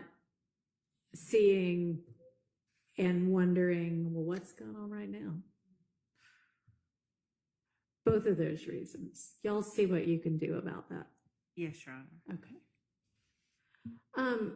And while we're kind of just on the topic of that, is your plan to play, like, you know, for instance, we went through 5 statements, video statements of Mr. Copeland outside the presence of the jury to determine what parts were admissible and what parts were not. And Ms. Hylton, you've asked him about at least parts of all 5 of those statements. Is the plan ultimately to then play the entirety minus the redacted portions of all of those statements? Yes, Your Honor. Okay. All right. Okay. Judge, Yes. can I, if I may direct a question to the state, just to make sure I'm clear. So we're talking about obviously the videos, but we're also talking about the redacted transcript as well, the actual physical transcript. Okay. Now, I thought y'all had told me that no, you didn't intend to pass out transcripts like to the jury. Is that right? That's right. No, Judge, no. We said that we would correct the transcript Right. and redact them so that. For the benefit of the other side. We're not planning to give transcripts to the jury, are we? No, well, no. We were asking to do that. I think there was an objection. I just wanted to be clear. We never said that we were not, because we would be asking that the court simply instruct the jury that the transcripts are not evidence. I think that when the objection was raised, it was that the transcripts were different. Okay. And that they didn't want them to be reading something that was not actually being said. And our position is that the court has the ability and, you know, generally does instruct the jury, what you hear is the evidence, not what you're looking at. So Okay. that was the reason that that was another reason that we were endeavoring to get them as accurate as we could and to get an agreement on it. I thought that the court had said, before we give anything to the jury, we wanted to get as much an agreement. Y'all at least get agreement as to what everybody thinks is being said. Yeah, our position was that we are absolutely objecting to the jury getting the physical transcripts. I think the discussions we were having was that once we had made a decision as to what was being redacted, Right. we were going to get a physical copy of the transcript. And so my question was, because I heard Ms. Hylton say a little while ago something about the highlighted portions, and I just wanted to be clear that I think what she is sending to us, and she can correct me if I'm wrong, is that they're going to send us the transcript, and perhaps the portions that have been redacted out are going to be highlighted so we can identify that. Am I correct about that, Ms. Hylton? Yes, you are. Okay. But if you intend to ask the court to let the jurors have a transcript as kind of a listening aid, I don't necessarily have a problem with that. I know that is what we all used to do back in the old days. And there are definitely things on all of these that are difficult to discern what's being said. But we all also recognize that the transcription of at least some people's statements was far less than accurate. So are y'all planning to have them retranscribed or corrected or something? Yes, that is the reason that when I said any transcript before we even offer or ask to be passed out to the jury, we would correct and share with the defense and get some kind of consensus, even if it isn't an exact consensus, before we even ask the court to pass it out to the jury. The highlighted portions that Ms. Hylton was giving was just to aid in our discussions and agreement with regard to the redacted. Okay. Well, we got Mr. Copeland on the stand right now, and I hope that by Friday we are finished with him. Because that's a lot of days of one person's testimony. But if part of that is you're planning to play for him his statements to present him with his prior inconsistencies, they need to have seen the redacted videos, seen the redacted transcripts, and had a chance to review that for themselves and digest it. And it's Tuesday. So so before we before we attempted to pass it out, we would indeed give them time to digest it, understanding that it is Tuesday. We had been working on the redacted video portion, in that we were planning to do it one way, but the All court, right. When do you expect to be able to get this to them? Everything that has to do with Mr. Copeland's video statements that are going to get played. So, Your Honor, the state intends to give them 3 of the transcripts that has redaction, Okay. which is what we talked about last week. I can provide that to them this afternoon. Perfect. As far as a transcript that we were going to give to the jury, the only transcript at this point that has been fully corrected and ready is the June 10th interview. So that's the only one that we would intend to give to the jury, is the June 10th interview.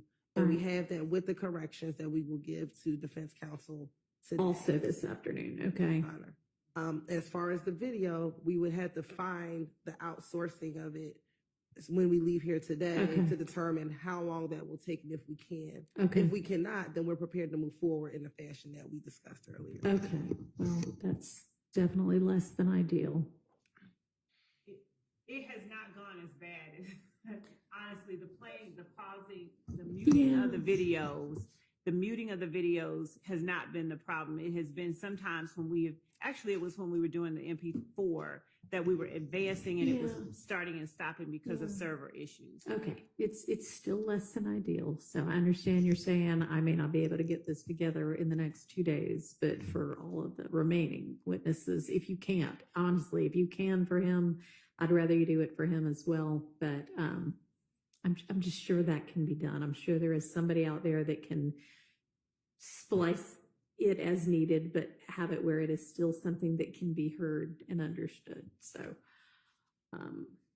okay. So anything else? If not, I'll just go.